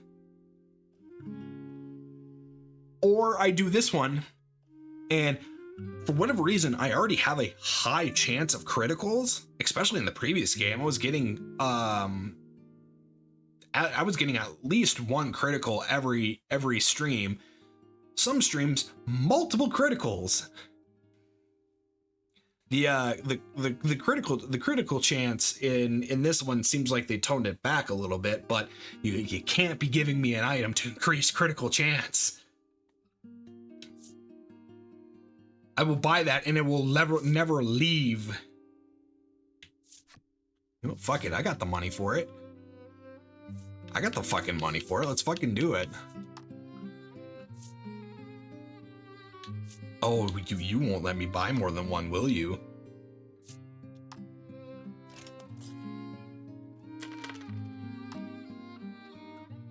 Yes, you will let me buy more than 1.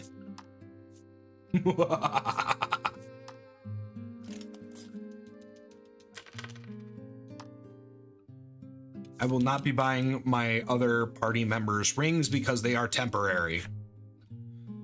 And I do not know if I will get them back if I don't de-equip them after a certain point of time. Like some other old school JRPGs. Fucking Final Fantasy IV. Love that game. But goddamn.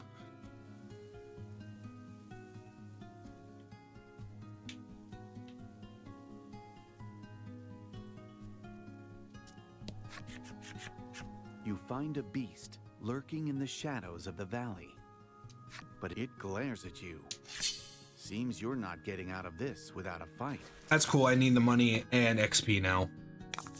More so the money than the XP. Oh, and we get to heal 5 at the end of the turn. Nice.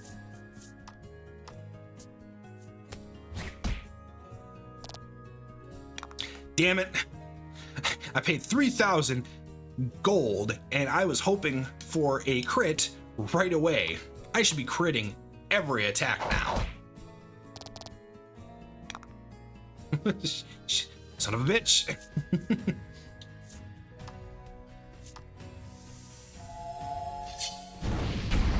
Ooh, that's cool.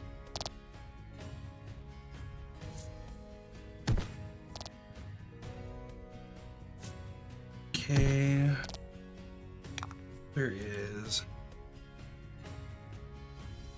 Okay, why are we being weird? We are being really weird. Start IQ services.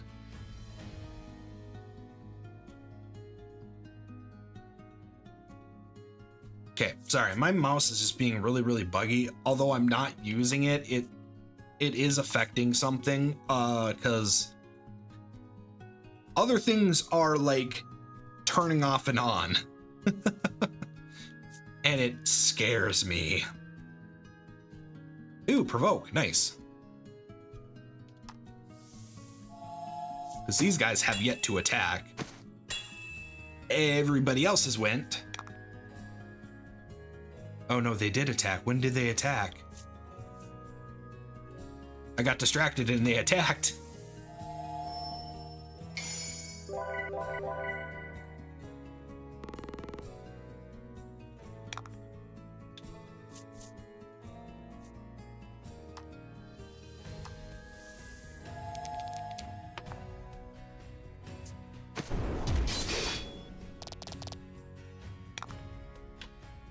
This better not be broken.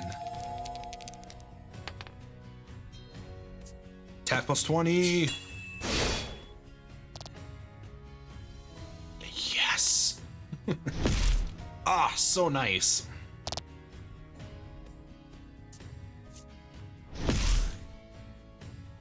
Thank you for missing Laty. She can't take any more damage.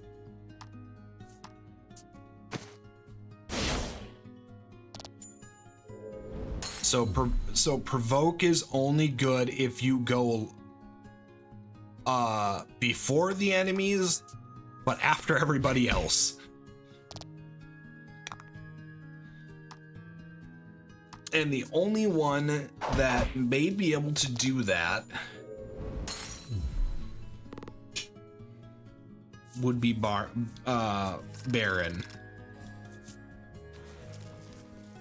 Because he is naturally fast. He has 3 different equipments. Flipping. Gladio hisses at Lavia as soon as the final blow's been struck. Sorry, Lavia shoots back and resumes scanning the area for monsters.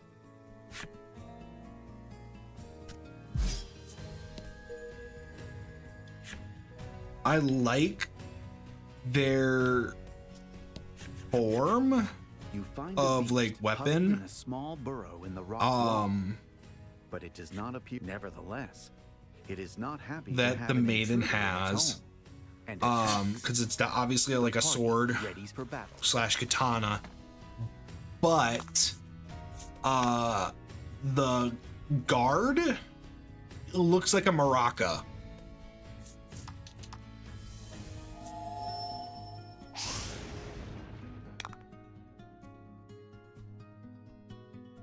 You missed. You missed. How do you miss a magical lightning strike? Apparently, lizard men can dodge lightning bolts.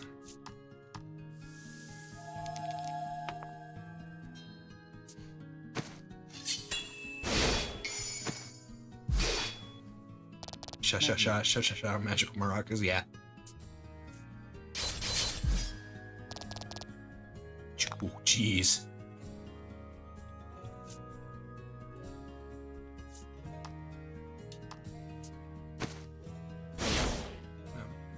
I don't think the other sword had on her waist has a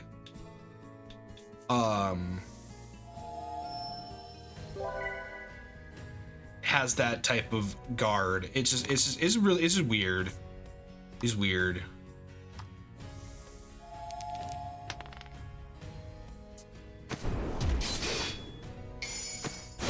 Cool, I crit.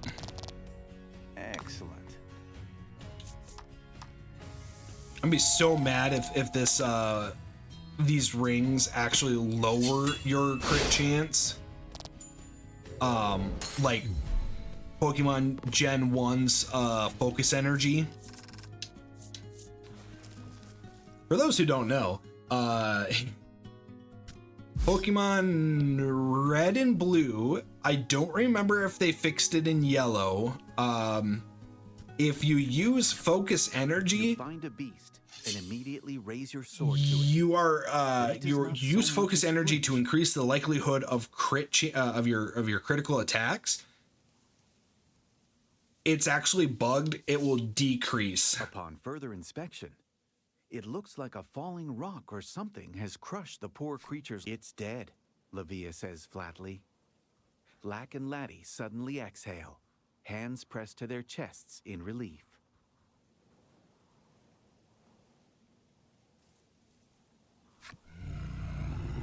No, it's not dead. Gladio, sensing an imminent threat, tells everyone the clanking of heavy chains. Oh, we get to fight a Minotaur. Massive Or like the catch rate increase, decrease from power. What was that issue again? The party grips their own weapons ever tighter, fighting their own looming sense of fear. I haven't touched Pal World since we streamed it. I think I may have played it one time off stream to like grind, but yeah, I didn't do too much after we stopped playing. Fight them off. Oh, cool. Never miss.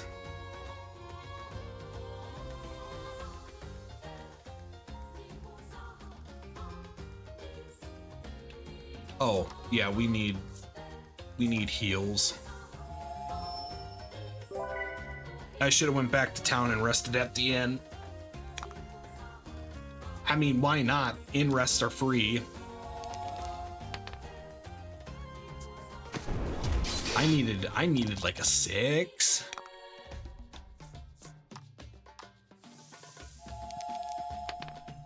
Perfect. Keep rolling above a 5.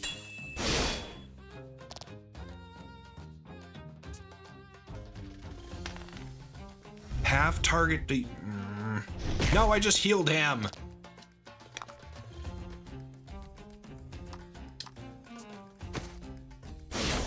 So whenever you turned in your statues to increase your cash.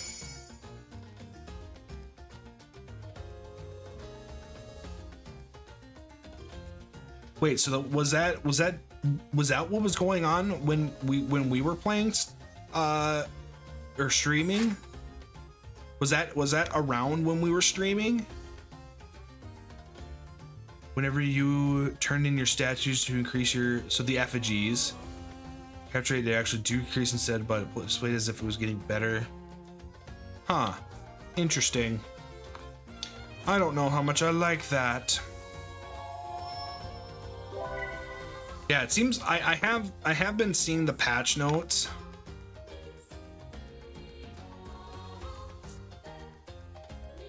Oh, okay. Yeah, I've been keeping an eye on the patch notes. Well, when it gets patched, I may see how it is here in I may revisit it here in a couple months because I know they're still working on it.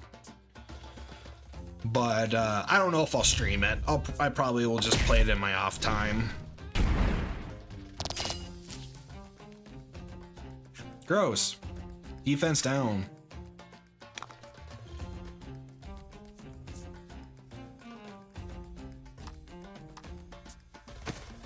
I do like the effects that some of these status ailments have. Defense down basically makes it look like the colors were like got water damage on them.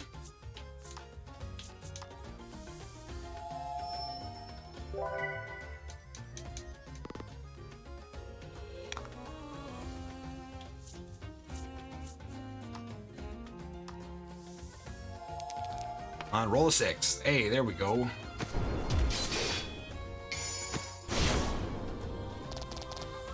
Fortune favors the bold. I'm still in their Discord to watch the updates. I still think it's super dope, even now that they've added more to it. Pretty done with it in general. Those games are fairly hard to stream. Unfortunately, you need to.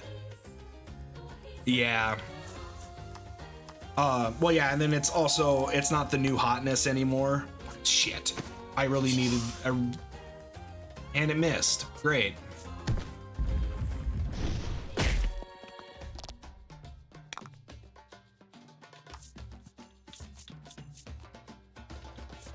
I'm gonna do this.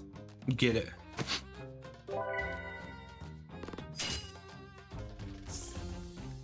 That was actually a really good thing. I forgot that the +3 recovery rate was still around.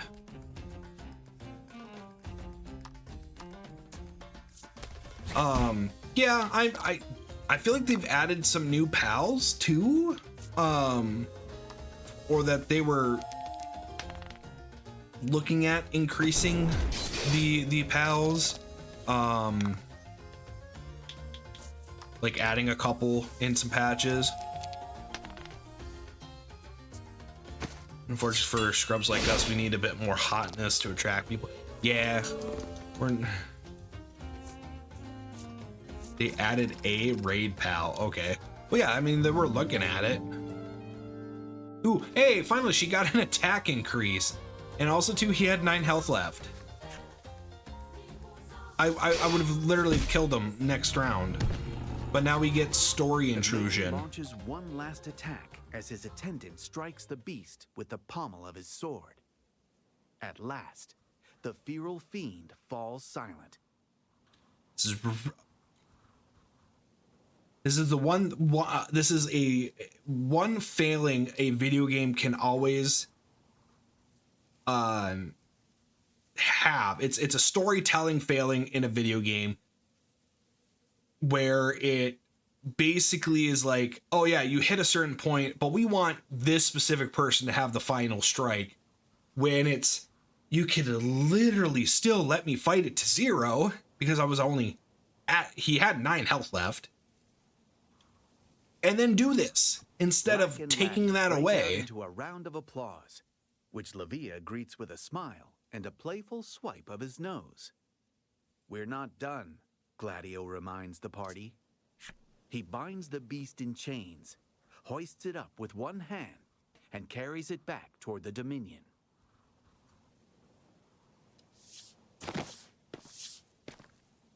You never did get to ask about the Maiden's relic in the end.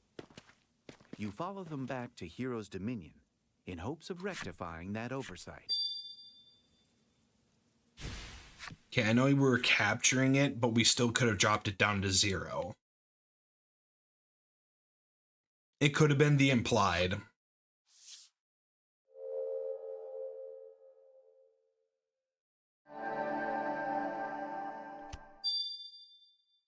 Already?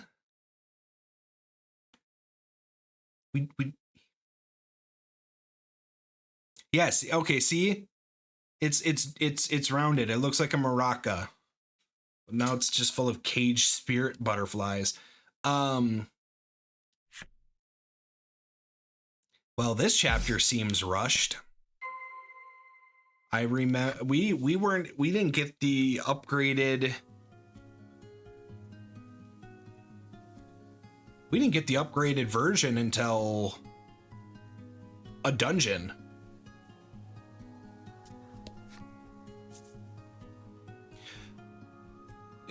I see that is my that I did have that thought that maybe it was more of like a handguard, but it's not.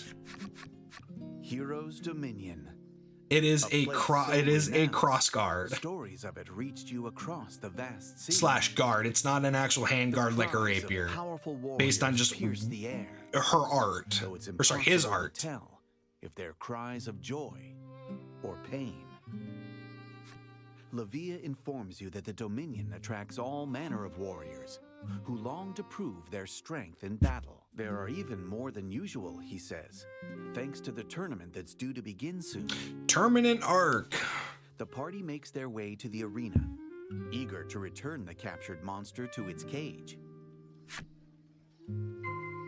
A rapier guard, where it's a basket guard, goes over the handle, the hilt of the blade. That's not going over the hilt. He is literally holding it, honestly, really far up. Like he's right underneath that bulb. I'm not saying it's a bad looking design. I'm saying it's not a realistic design, and that's fine because this is not a realistic game. Now, if we were playing Kingdom Come Deliverance, I'd have issues because that one tries to be more realistic.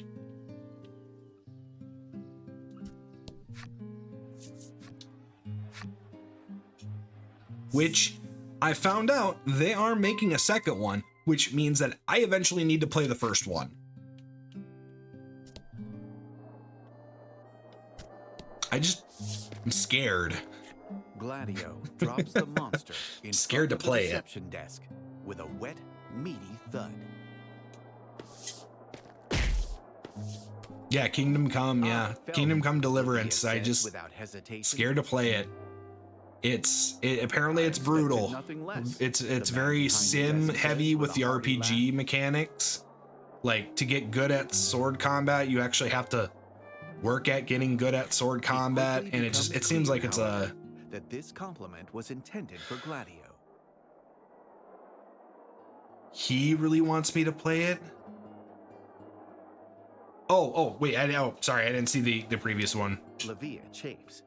But I has been returned. Remember Mal play. I remember seeing Mal play it, but that was a couple of years ago.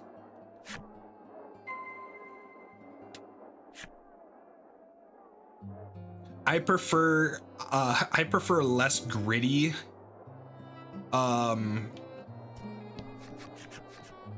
What is it? How do I put this? I prefer less gritty medieval Sims.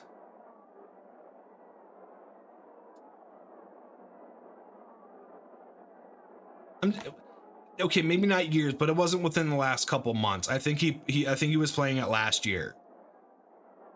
But yeah, it's gonna feel real silly saying it this way, but yeah, I prefer my realistic Sims to be less crunchy, because like I love Mountain Blade, specifically Mountain Blade, which one is that? The fire and sword,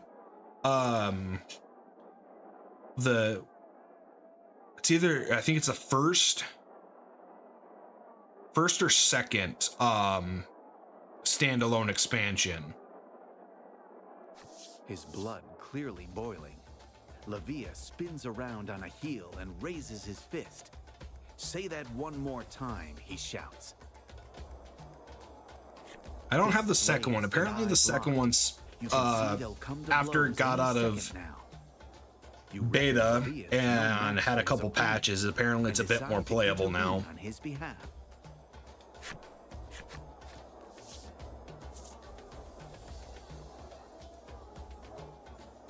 A fight's about to break out. Take the initiative.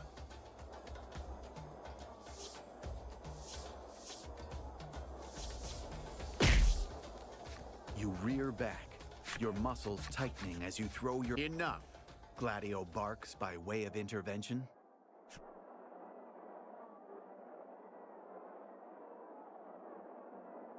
Despite picking the fight in the first place, the warriors show no interest in going up against the attendant. They slink off, complaining bitterly as they do so. By all accounts, Lavia endures rather crude treatment, despite being a maiden. You snap out of your thoughts when Gladio turns and thanks you for aiding in the monster's capture. He tells Lavia to show you to the inn, as if to suggest everyone could use a rest after that fight, and takes his leave. Man, a few words. Gladio. I wonder if Gladio is the gladiator.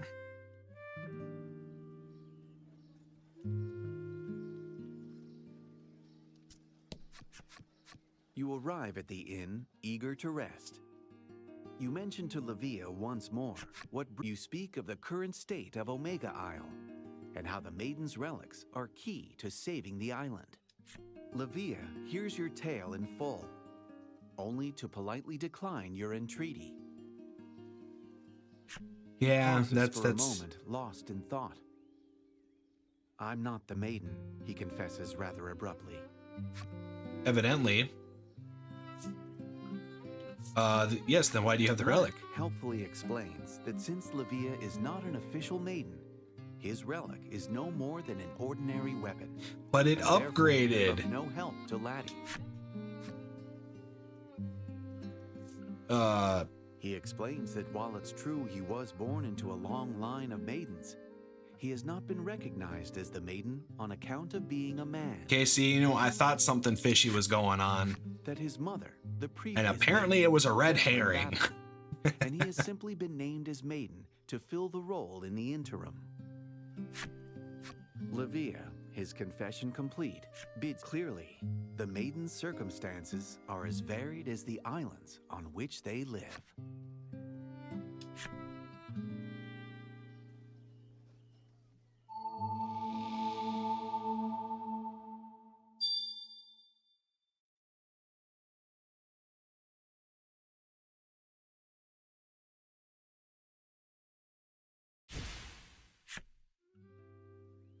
Cool.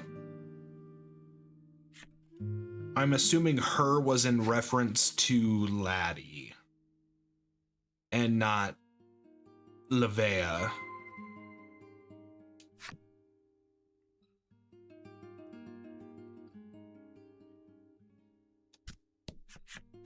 Laty sits in the chair, head bobbing in a desperate, if futile, struggle against sleep.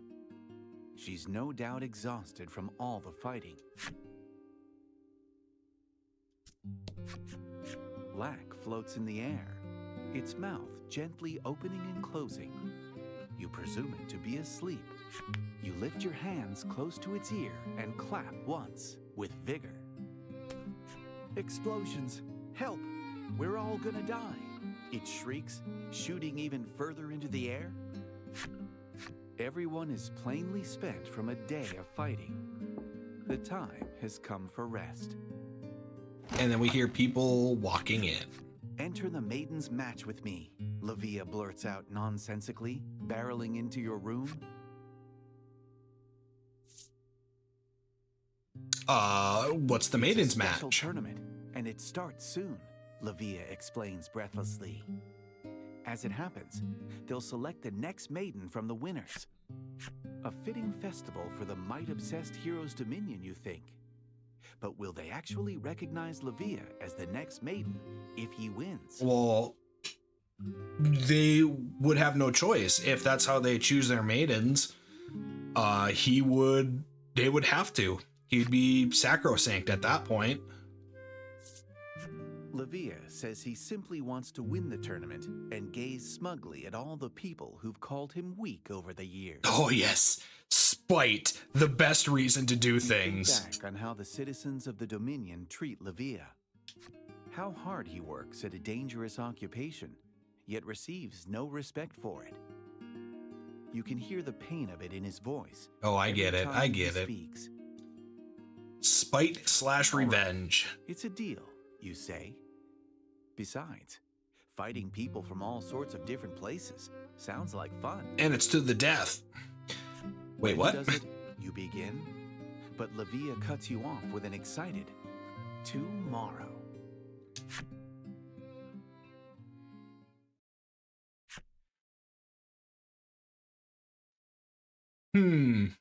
Sounds like an oversight of the game master.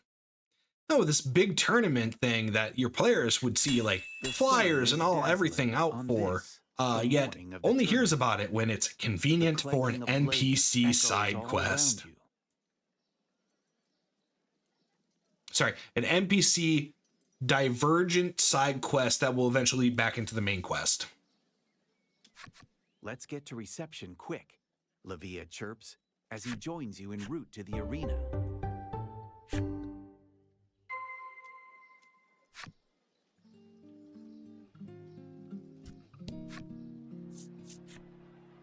I've always wanted to try to figure out how to do a tournament arc in a TTRPG. Here to pick up a few scars? The man behind the desk asks with a smirk. He begins explaining the participants register in pairs.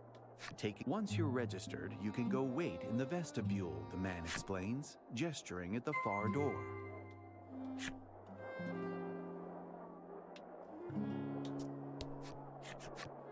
What do you think you're doing? The crimson attendant's voice stops you in your tracks. Don't do it in Aberrant unless you're ready to house rule some shit. Is Aberrant a campaign setting or a rule set? Let's go, Lavia says as he runs through the door, perhaps presuming that Gladio has no business dictating what he can and cannot enter. Immature brat, Gladio sighs, his helmet hiding his expression from view. I don't think Gladio likes him much. Even so, you detect a note of worry. It's a superpower system. Okay. Is that a 3d6 system or a d20 system? Check Patriots in the vestibule. Better a vestibule than a vomitarium. I'll go easy on you, the woman says, brimming with confidence. Oh, it's a D10 system. D10 or percentile system? So those are two different things. I want to buy some healing items.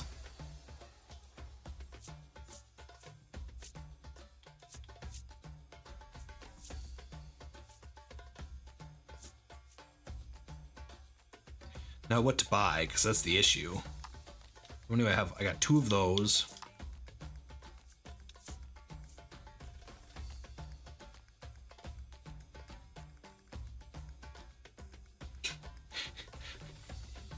Damn it, Spud.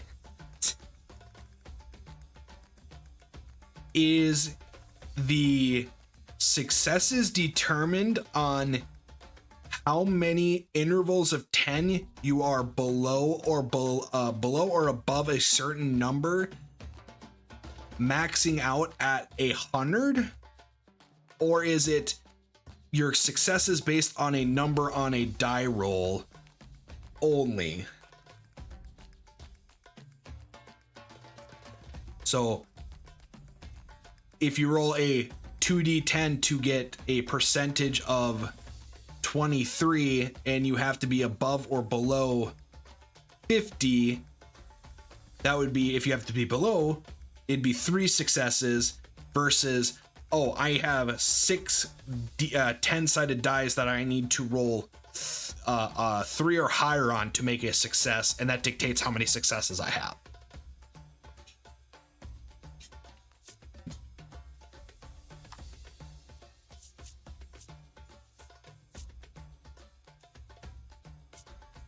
Oop, not 4. I need 3. I'm gonna do 5. Oh, how much is... I might need to... I should buy a... Shoot, I don't have enough.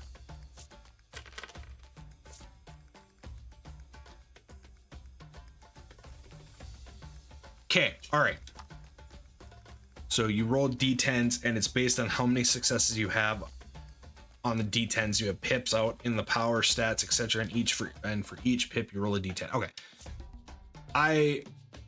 It's very important to make those distinctions because I've played a lot of the fantasy, or I shouldn't say a lot, but I've experimented a lot with the Fantasy Flight, Warhammer 40k TTRPGs, specifically the Black Crusade, the Black Crusade story, the Black Crusade rule set and the Only War rule set. I was going to actually run a Inquisition rule set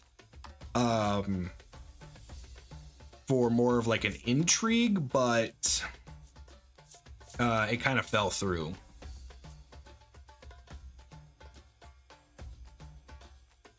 Yeah, and so that it's called a percentile. It's a percentile rule set or a 2d10 rule set. So that's why I wanted. No shit, when did I get this? Gain an extra gem at the start of battle? Fuck, I need to equip that like right now. Do I have anything else I want to sell? Ooh, yes please.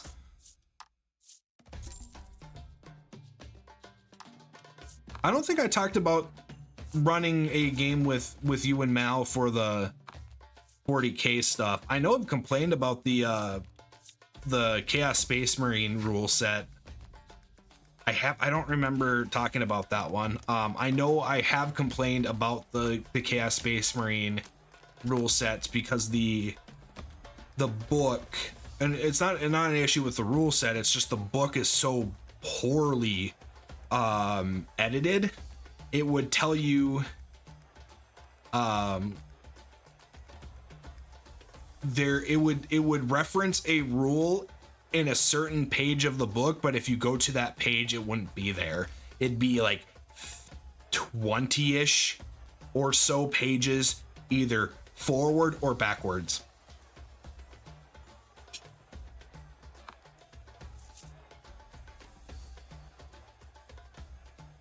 Yeah, see, I don't remember that. Laty, seems you know we're going to fight, don't you? You ask. Laty turns pale. Clearly, she misunderstood what kind of tournament this was. Were you gonna play bridge?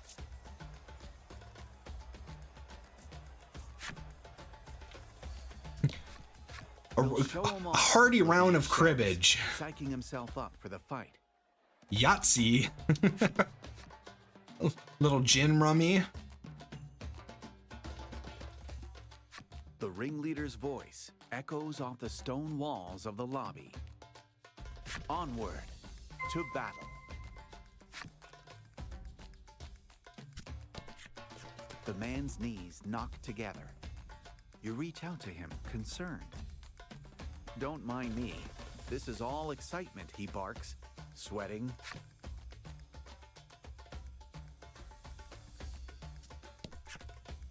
Yeah, because like I know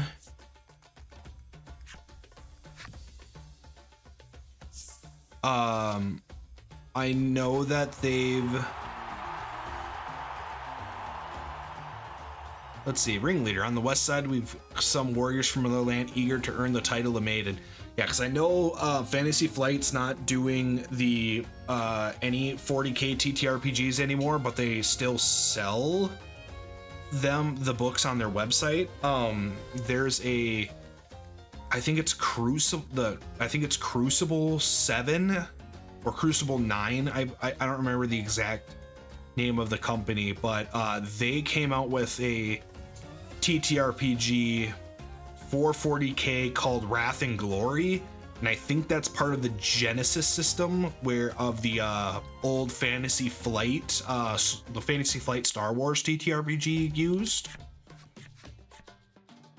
But I'm not sure. I'd have to look into it.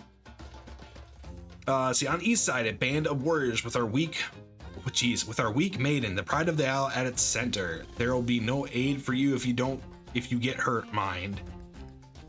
Wow, they really don't like him. Prove your worth to the Crimson Spirit. Let the first battle begin.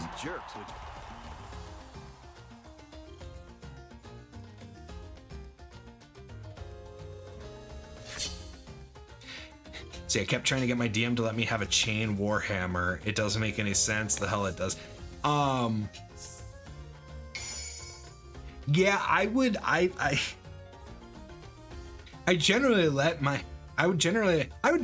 probably let you have it, but I would hate myself for it because it's not lore accurate.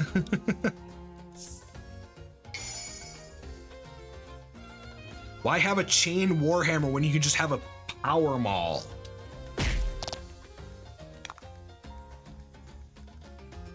Or a thunder hammer?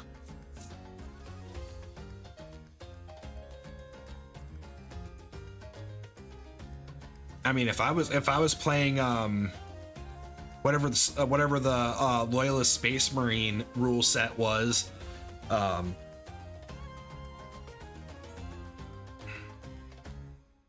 whatever reason, I want to say it was called Jericho's Reach, but that may have been the like built-in starter adventure for it, or it takes place in the Jericho Reach. I don't exactly remember. It's been literal years since I even looked at any of those books.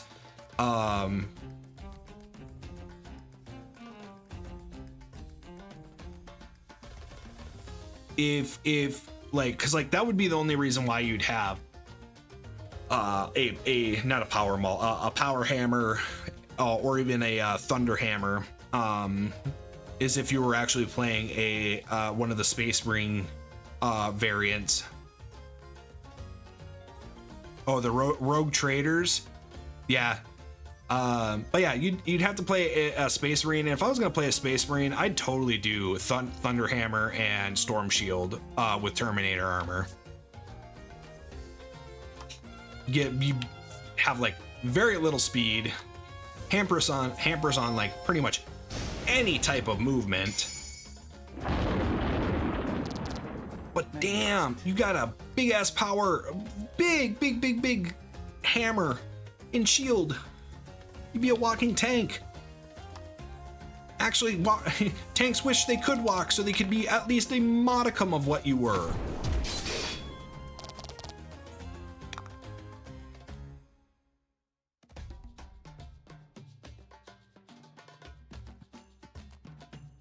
Oh, wait. Okay, it was one of the rough house roadie something, the roughnecks, toughnecks.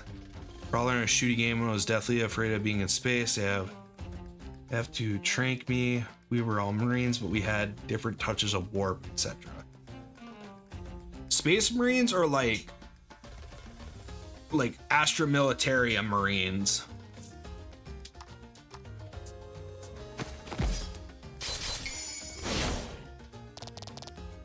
Excellent. Did you play as normal humans or transhumans?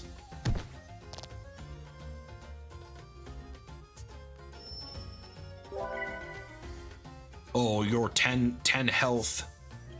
Oh, it was so long ago. Yeah.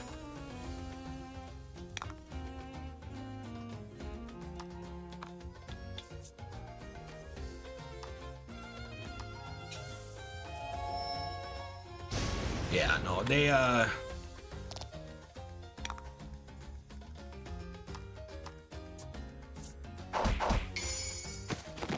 oh, okay. Living back in TN, yeah. Yeah. What I liked about the Fantasy Flight, different versions of. Ooh, damn. She's got a better blast than what Fila had. What I did like about the Fantasy Flight Warhammer 40K different like rule sets, because they were technically different rule sets between like Only War. Geez, now I gotta look it up, because I strictly remember Only War. Like, that's the one that like instantly pops up in my head because I played that one, and then I have a friend who played that one. Let's see, Warhammer. So like we've talked about our different experiences. TTRPG. Roll it. Okay, yeah, so it's, I want the Fantasy Flight ones, not the new ones. Okay, so it's Dark Heresy for the Inquisition, Dark Crusade for Chaos Space Marines, Rogue Trader for Rogue Trader, Death Watch for the Space Marines, and Only War for the Imperium Guardsmen.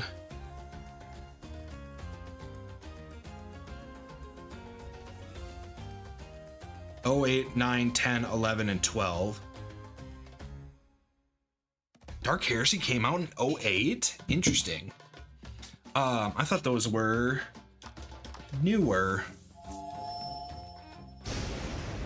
Anywho. They're all...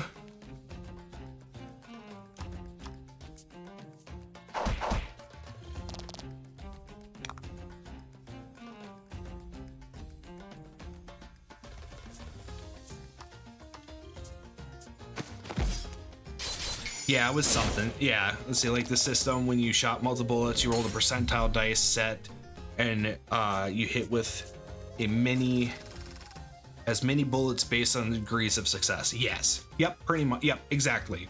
So if you had essentially, like I said, it's also been years since I even like did any of it. Unbeliever Weak Maiden trope has done it. How long will fortune smile upon them, I wonder. Yeah, it's been years since I played it, but yeah, you had like basically like a percentile. You had a perception stat that lets you do things with like anything with sight. So like if I remember right, it did affect how well you could like shoot your gun. So if you had a gun that like did so many shots, yeah, you'd have to roll below the number of that stat, and then how many how many degrees of 10, or how many increments of 10 below that number that you rolled is how many successes you have. So if you and then you round down, so if you have like if you're 13 away from or 13 below your number, you don't get 2 successes, you only get 1 success. And I remember that being kind of important, because there are some things that would modify that roll negatively based on like an enemy's ability. So like if it was like a mirage ability, it would be like decrease by 1 success. It'd be like decreased by 1 success, or if it because it was weird, it was you would, if you were below the number between 0 and, if you're below that number between 0 and 9, it would still register as a success, because most abilities, if I remember right, had a decrease the success value by 1, or if you had a single success, -5 to the roll, and then you would recalculate if you were below, or you would recalculate if you were above that number, because if you were above that number, you totally missed. But if, as long as you were either that number, between that number and 9 below that number, it would still count as 1 success. So it was always a minimum of 1. Laty can hardly contain her excitement at having won. You can tell because Lavia wipes the sweat from his brow as you approach. Don't sneak up on me like that, he snaps, with no small amount of embarrassment. I'm all excited. I should look into that. I got the, I think I have the whole Fantasy Flight collection through Humble Bundle, but I also know that they have a new version from Wrath and Glory, where I think you can play as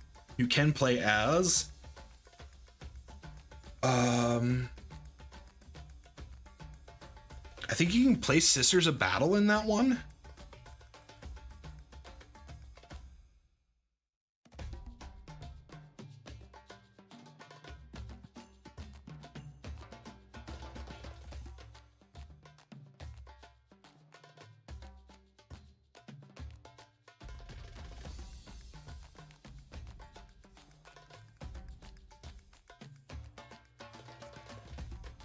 Oh, they also have Imperium Maledictum out now too. Okay, cool.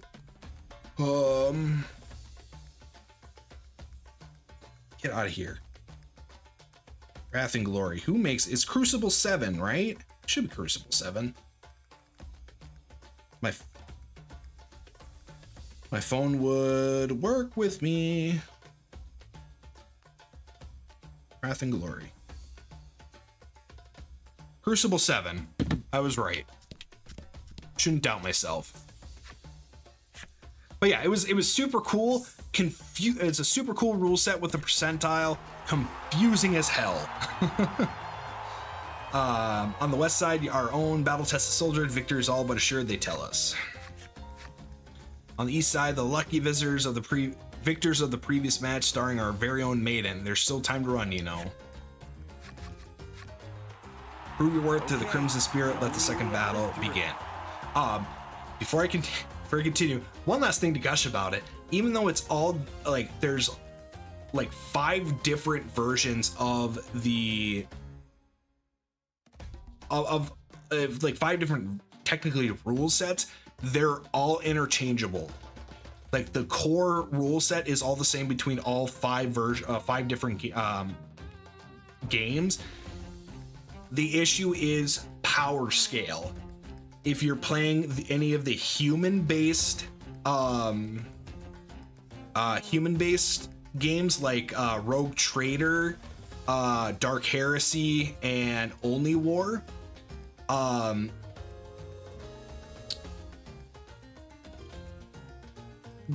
they will work okay.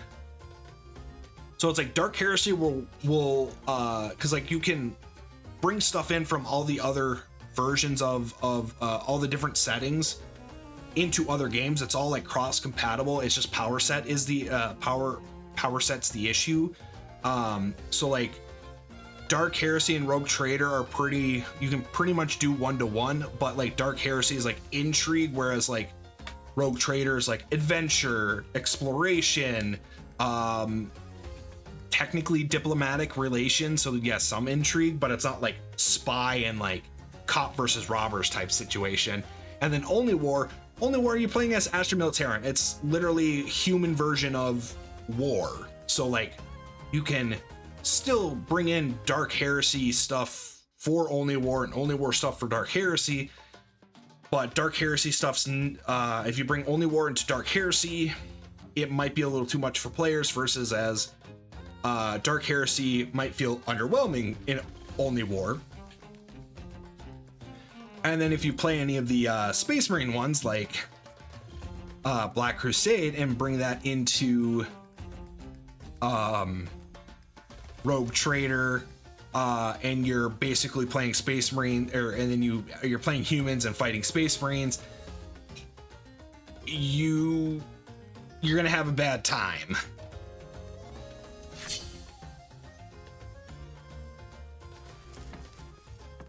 I had a group play. Oh, I didn't realize we were going to go right into the battle. I could have been doing this right away. I had a group several years ago that I played D&D with.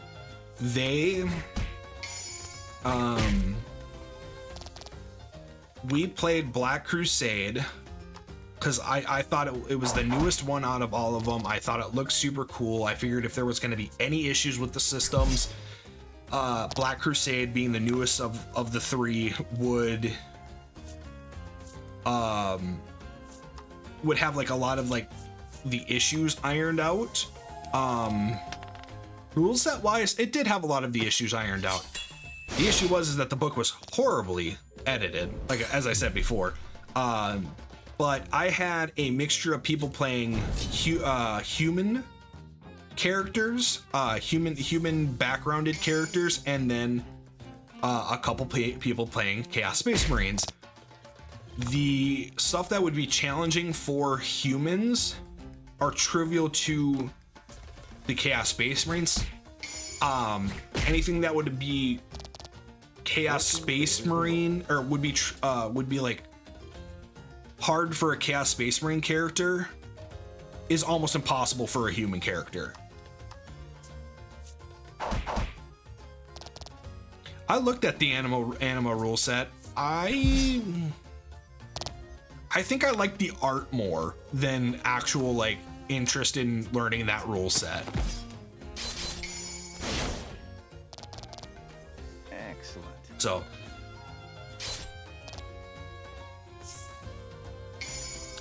yeah, if I ever do play any of the Fantasy Fight 40k TTRPGs ever again, I will be forcing.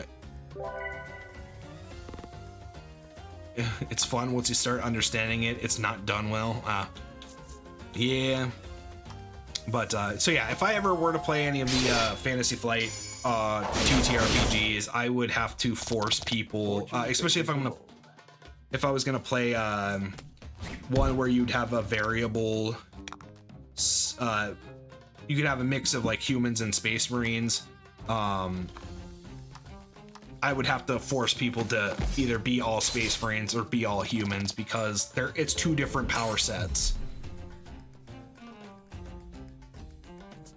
Well, so if you're gonna play a game that lets you be a Space Marine, why would you not play a Space Marine?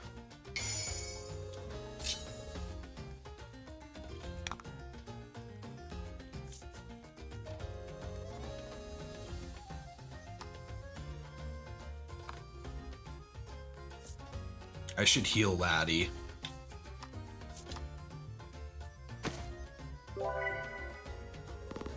Two, 4, 6, and now 7.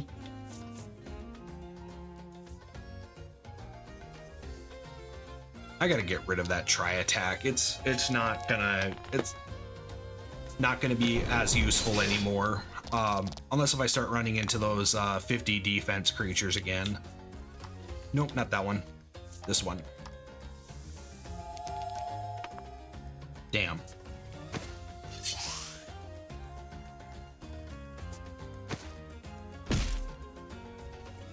Will it be an auto miss if I don't get that? If I don't get 3 or more on that die roll?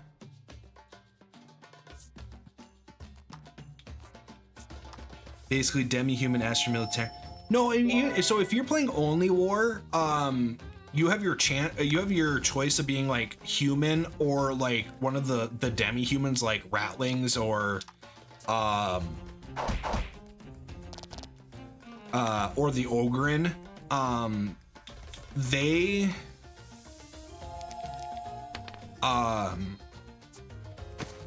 They are distinct. They do have bonuses because they have like better. They're better in some ways than so like a human is like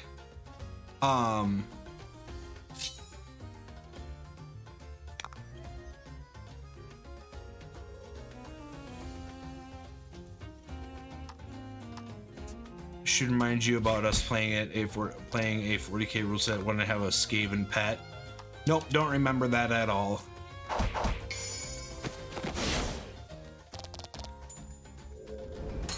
I believe you that I said that I'm I believe you that I may have alluded, or I said something about wanting to do one or run one. Just the worst kind of person of all. I do believe you, but I don't remember, and I was fine with not remembering because I don't want to learn another rule set / relearn a rule set. I'm still trying to learn Pathfinder.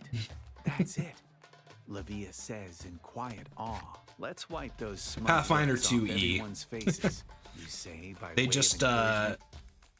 Yeah. Lavia, the ringleader, announces the final battle. there is I'm waiting on I gotta get the monster core, Buckle up, Buttercup. and then I will have For some everything reason, to that run who is a drained from the basic consecutive battles. games, but I won't have all character options until like August when they release the Player Core 2, which is the Advanced Players Handbook.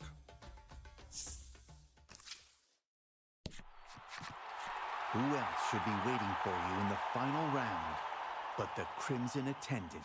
Despite this being a team event, he's battled his way to the final round all by himself. Do your worst, he bellows, striking an intimidating pose.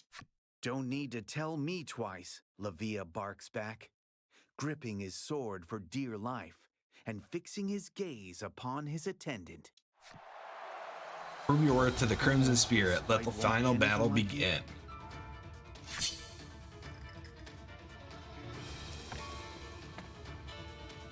And I would want with any new rule set, I would want to play it for a little bit as a player before DMing it.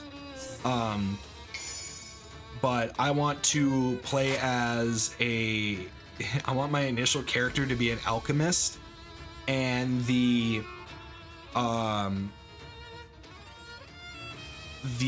alchemist does not appear in the base the player core, or basically what is the player's the player's handbook that has like the initial core rules. It got moved in this revamp that they did because of the Wizards of the Coast open rules licensure thing. The OGL, there we go. They remastered Pathfinder 2E, and they made some changes. So instead of, and one of the changes that like I really struck me as weird that they did is that they moved alchemist out of basically what is their the initial player's handbook, and then they moved it into the advanced section.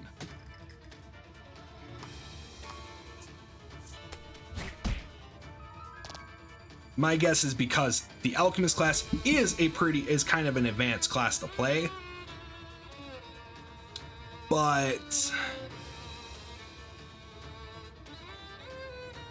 I think there was other reasons for them to do that, and I just don't know. I don't know what would be the other reasons.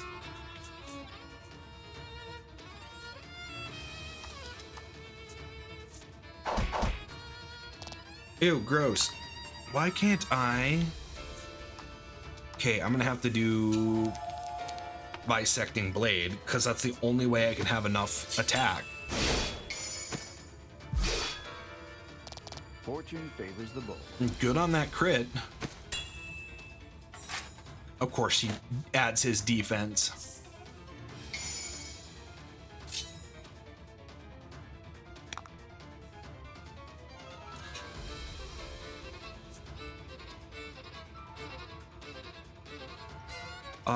Oh shoot, what should I do? I think just basic attack.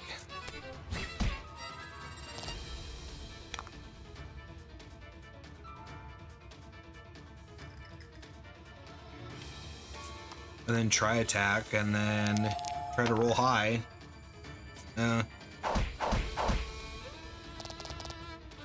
And this is why we still have it in our repertoire. Because it's straight damage instead of your attack value. Nice. Magnificent. Did I 2-round him? Nice. The powerful attendant bears down with all his might, but Lavia holds firm. As the pair struggle, a section of the arena wall suddenly blows apart. Got on my monitor. Ugh. Gross. Is the Minotaur. Round dos. A familiar beast emerges from the dust and the rubble. Whipped into a frenzy, the beast whirls a hammer over its head and charges you. Does he join the party, or are we now 3-on-3? No, he joins the party. Good.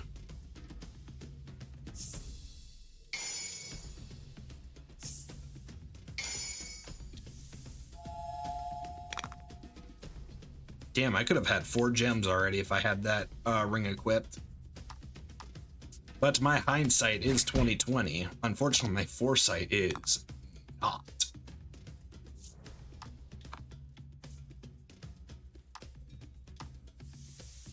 And this is where this... Damn it.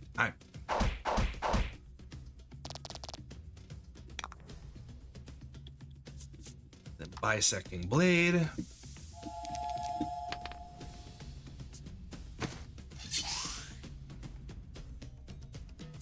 Okay, so it does seem like if I don't roll a 5, I just don't deal any damage for that attack.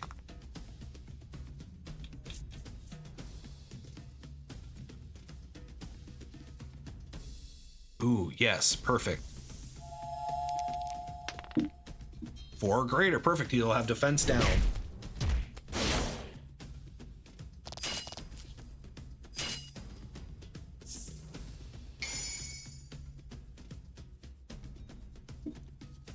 I don't know what a hand sight is.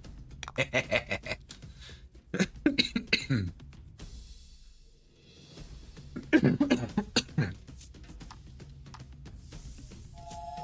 gonna die.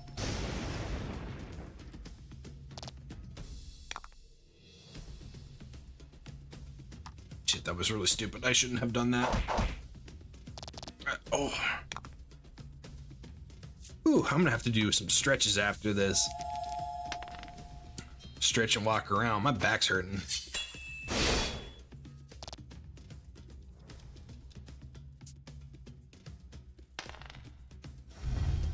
Yeah, but so yeah, I've been okay. I've been. Can I have a defense down and a defense up? No, what you need to do is do that. But yeah, no, I've been watching a couple I've been watching two YouTube channels that have people like play D&D and record it, or tabletop RPGs, because technically they're not playing they're playing Pathfinder. One of the games that I've watched, they are playing the pre-remastered rule set, because they were doing a module that had released before then, and they've completed the module since then. It's been out for their whole series has been out for a year. So going through and reading the rules, or going back and like watching these players play with the old rule set, and then watching a group play with the remastered rule set, and then reading the remastered rule set books, I think is kind of messing me up a little bit. Because they'll be like, oh yeah, it does positive damage or negative damage in the one video series that I'm watching, and then in the next video series they'll be like, oh yeah, it does void damage, which I found out It has been a brutal struggle. The beast's knees buckle ever so briefly. There's your opening. Oh, go through the for the throat. For our special attack. The Crimson Maiden and his attendant bellow in unison. Wait, do I have to finish it off with the special attack? Oh no, they're gonna do it. Okay, cool. Q. But yeah, it's very jarring. Because like I forgot that those were that got clarified as two different, like it got renamed in the remaster. So it was very jarring to, I shouldn't say jarring. It was I did a mental double take. And his stalwart attendant's attack slays the beast. Gladio at last acknowledges the strength hidden within Levia and recognizes him as an equal. Use that strength to fulfill your destiny, Gladio says. Ooh, he's got a wicked scar. Father seeing his own son off on an adventure.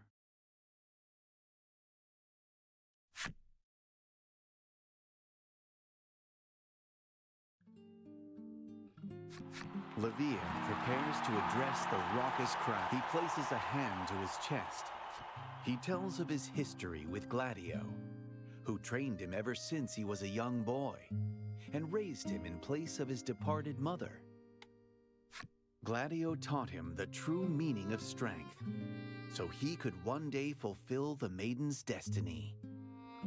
He molded Levia into a strong young man from an immature boy. And now that his strength has been universally recognized, Levia tells the crowd it is time to reveal a truth that he has kept well hidden. He is actually a she. Levia is in fact a woman, and thus the rightful successor to the Crimson Maiden. It would have been so much better if they didn't do that.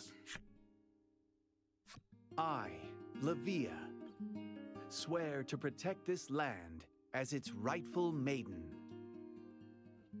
She raises her relic to the sky. It begins to shine with a light to rival the sun overhead. Levia, the Crimson Maiden by name and birthright, basks in the glory her people rain down upon her. Her small frame shows no sign of buckling under the immense responsibility that is now upon her. At last, she looks ready. Levia is mocked by a heaving crowd, seeing as they're bound to keep her busy for some time, and surmising that there will be other opportunities to borrow the relic, you decide to depart Hero's Dominion. Botwell, leave here saying held high. Perfect. Yeah, I think it would have been a more interesting storytelling if they didn't pull that. You bid the Dominion farewell as the sun dyes the sky a deep red in celebration of the Maiden's victory. The voice belongs to none other than the Crimson Maiden herself, guardian of the West Isle. She approaches you, serene and calm as can be. Who is this person? Was the belligerence and bravado all an act? A lie? Is there a difference? Acknowledging your friendship forged in the crucible of battle, she hands the Maiden's relic to Laty on the condition that should she become a maiden, Laty must visit the Dominion and return the relic. Do it, you can do it. Go get him, Laty. Okay. Levia gives a hearty wave as you push off from shore. Why would the Crimson Maiden, whose biggest wish has just come true, be crying? No, no, no. Her face must be catching the light of the setting sun. Yes, that's why her eyes look so red.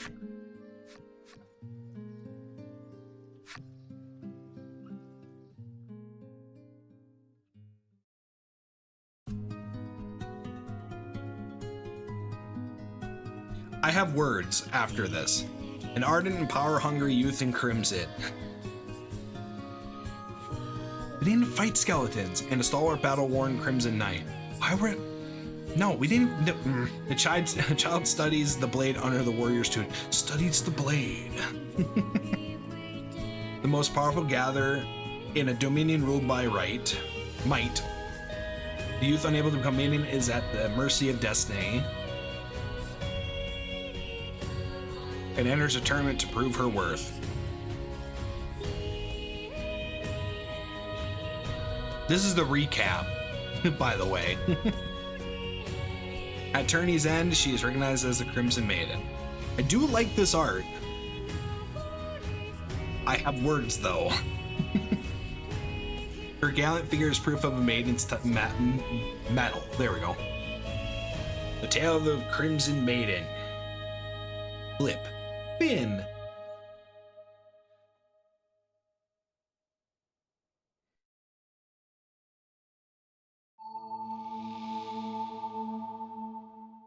She challenged all comers with admirable bravery. Later gained memories of friendship.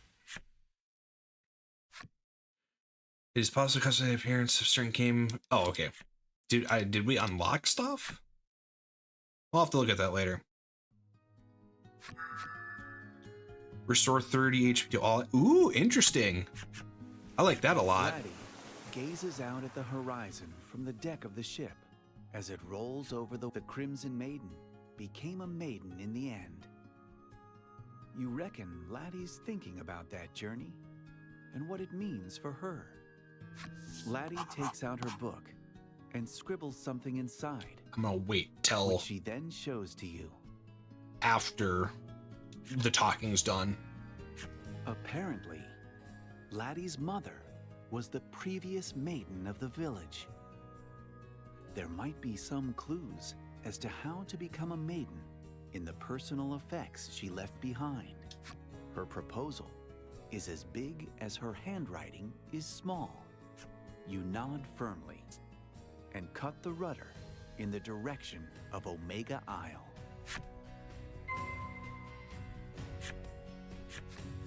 Lack claps you on the shoulder, saying, "You could do with a rest here and there yourself."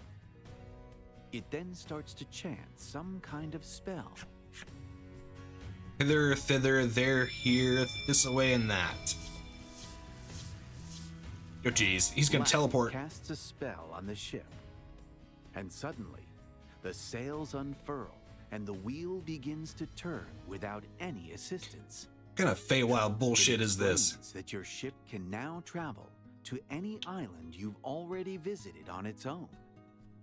You've never seen Lack look so You now freely smug move to with any island you itself. have already visited when docked at And an that's island saying pier. something. Travel to... Oh, okay, cool. Shoot, I may have... Okay.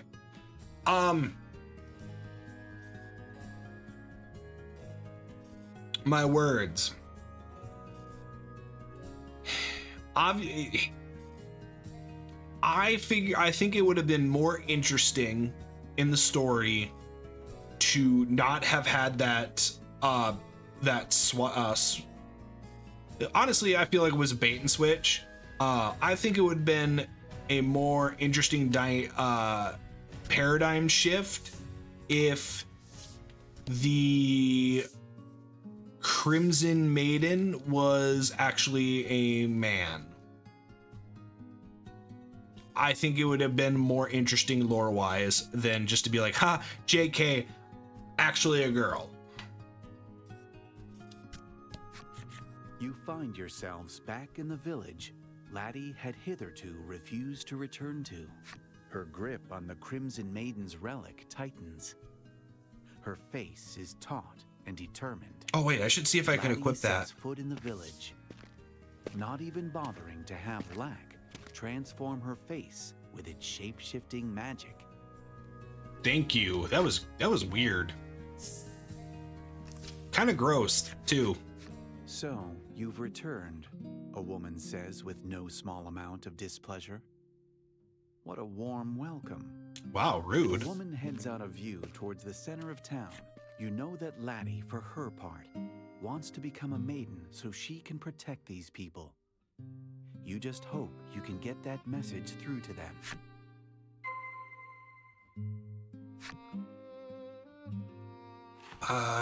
Let's see here. I bet you it's a saber, so it's gonna... Nope, it's a sword.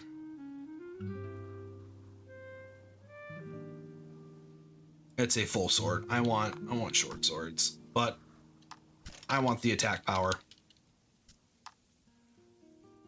But I don't want the Azure's attack power, because that's too much. That's not enough attack power to have -2 speed and -1 defense.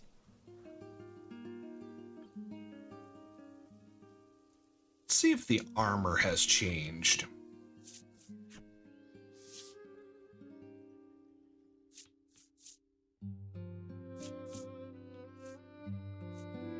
It has not. Oh wait, I never checked the... I don't think I ever checked the armor shop in the Crimson or the Hero's Domain.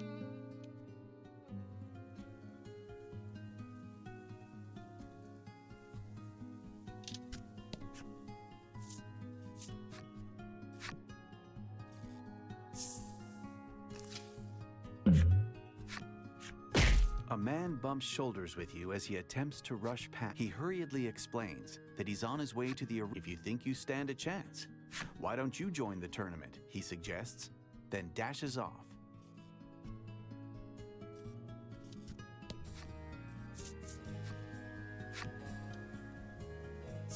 Ooh, I wonder if I can fight in the arena for like money. There it is.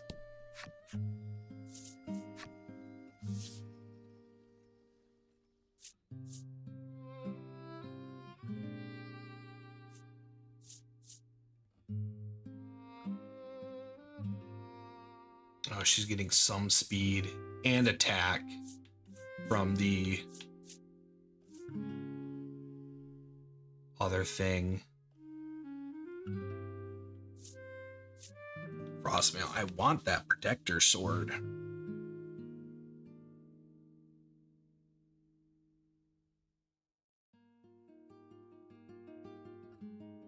No, that's not a short sword. That's a standard sword.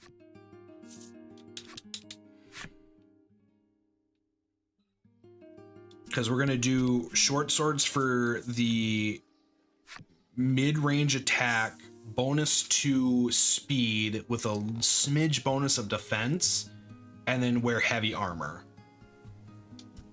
which will offset the speed but give us more defense. And depending on the armor, maybe some attack or some more health. I need to, well, I'm on it. I need to change the skills out.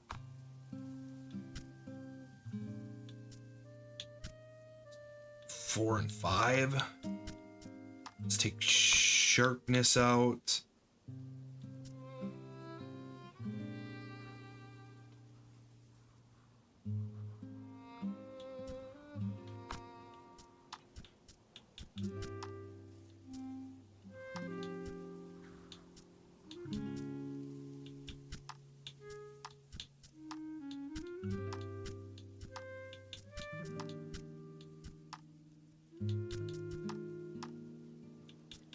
Wait, no.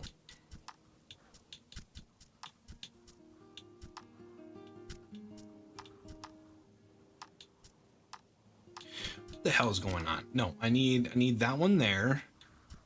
I need this one to flip. I need this one to flip. Need this one to flip. Flip. Swap this one out for this one, because now passing your turn doesn't pass your turn, you charge on your turn. So now she has two team attacks. And I like the aspect of a plus 30 heal to everyone. Where am I going? Maiden Shrine? No, I am going to...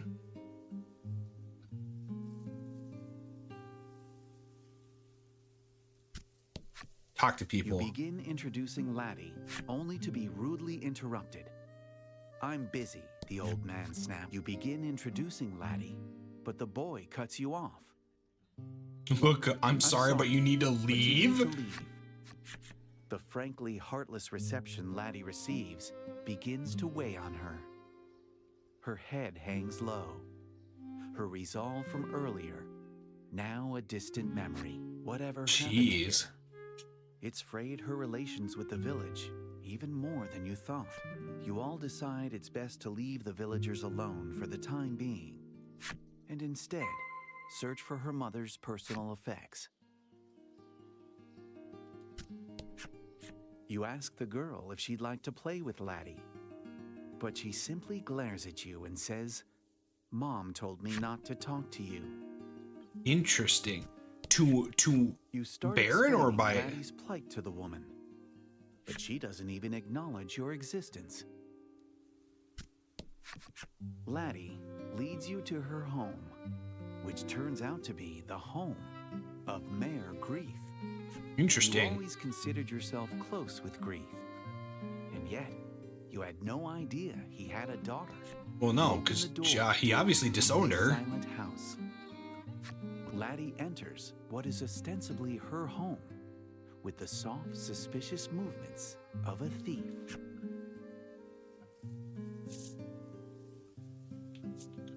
Maybe in Gart's room? You step into Grief's room. Or Grief's, excuse me. Sunbeams from the window play across, and immaculately you all search for her mother's effect. Laty tugs insistently at your sleeve. You turn to her. Oh, perfect, a She holds diary. in her hands a weathered book. It looks rather like the one she's been making a picture book out of. This is it. You both might finally learn something definitive about her mother. You gently open the cover. "What are you doing here?" The master of the house Of appears, course. his eyes wild with suspicion, darting between you and Laty. You insist that you can explain, if he'd just give you a chance. Unhand him, get out of my house, get out of this. Oh He no. roars, clearly not willing to give you that chance. His face contorts with demonic fury. Tears forming in her eyes at the sudden and incomprehensible rage emanating from the man. Laty runs out of the room. You give chase, not sparing a single moment to contemplate what could possibly cause someone as kind as Grief to become such a monster.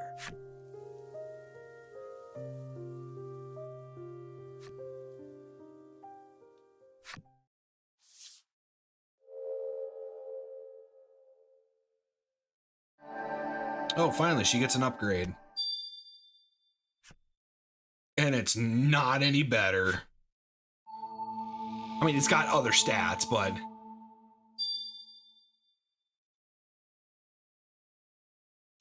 oh no, painful memories. Thus far, you have woven a tale of adventure that has incorporated yarns from the maidens of the South and West Isle. According to your navigation map, there ought to be islands home to maidens in the northern and eastern regions of the ocean as well. Yeah, but are we able to get You've there? likely grown quite accustomed to seafaring. From this point on, but be wary. One never knows what might happen out on the high seas. Venture north or east on the sea and search for the entrance to the Isles.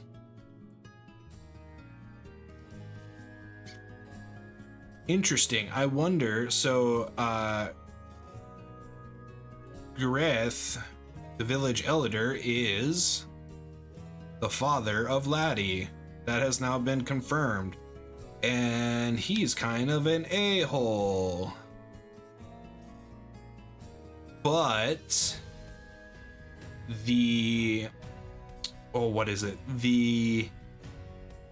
It might just be like a lively, like an exaggeration, metaphor, allegory, or whatever, when they said his face has a demonic fury. The whole point of the narrator is supposed to be a game master. Like, it's supposed to be like a tabletop RPG styled game with like how like the aesthetic is. If they are playing into the fact that the narrator is supposed to be a game master where he stutters and like messes up and whatnot, which did happen earlier in one of the tournament scenes, I thought I was just having a stroke, but turns out that's what happened. If your DM / GM says that someone's face fills with demonic fury, they might be a demon.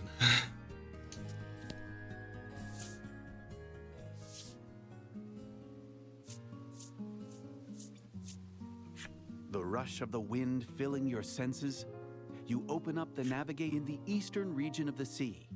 There is supposed to be an island with a maiden living on it.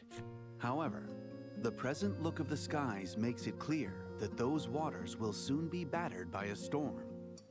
You could still turn back now if you so choose. I think we'll turn back for now. Heavily depends on the DM though. 100%. However, and that's why I did preference it might just be a lively expression, an expressive way to like describe like how mad someone is. But I've also had a lot of DMs that kind of like would throw hints in there in their explanation on stuff. I've done that before. Unfortunately, I play with a few too many people who know that they tend to latch onto things. So like if I slip up and say something, they'll catch on to it. But then I also am self-aware of that. So if I lay that out for them, I get basically free material for them to do whatever they want that I don't have to prep for, because they'll just make it up as they go. But anywho, I think this is a good spot to end it. We're gonna open up the east. I don't see where I'm able to open up the north. So it's almost like they want me to not go into the north yet, even though they said I could if I wanted to, which is basically what my interpretation of that was. But yeah, we'll be looking at continuing on this tomorrow. I don't know if I will do it earlier and then just do longer, do a longer stream, start earlier, but do a longer stream, because I've been on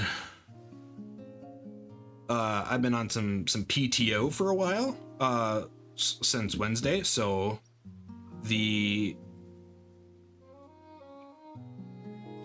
I might be starting earlier than normal, but I don't know yet.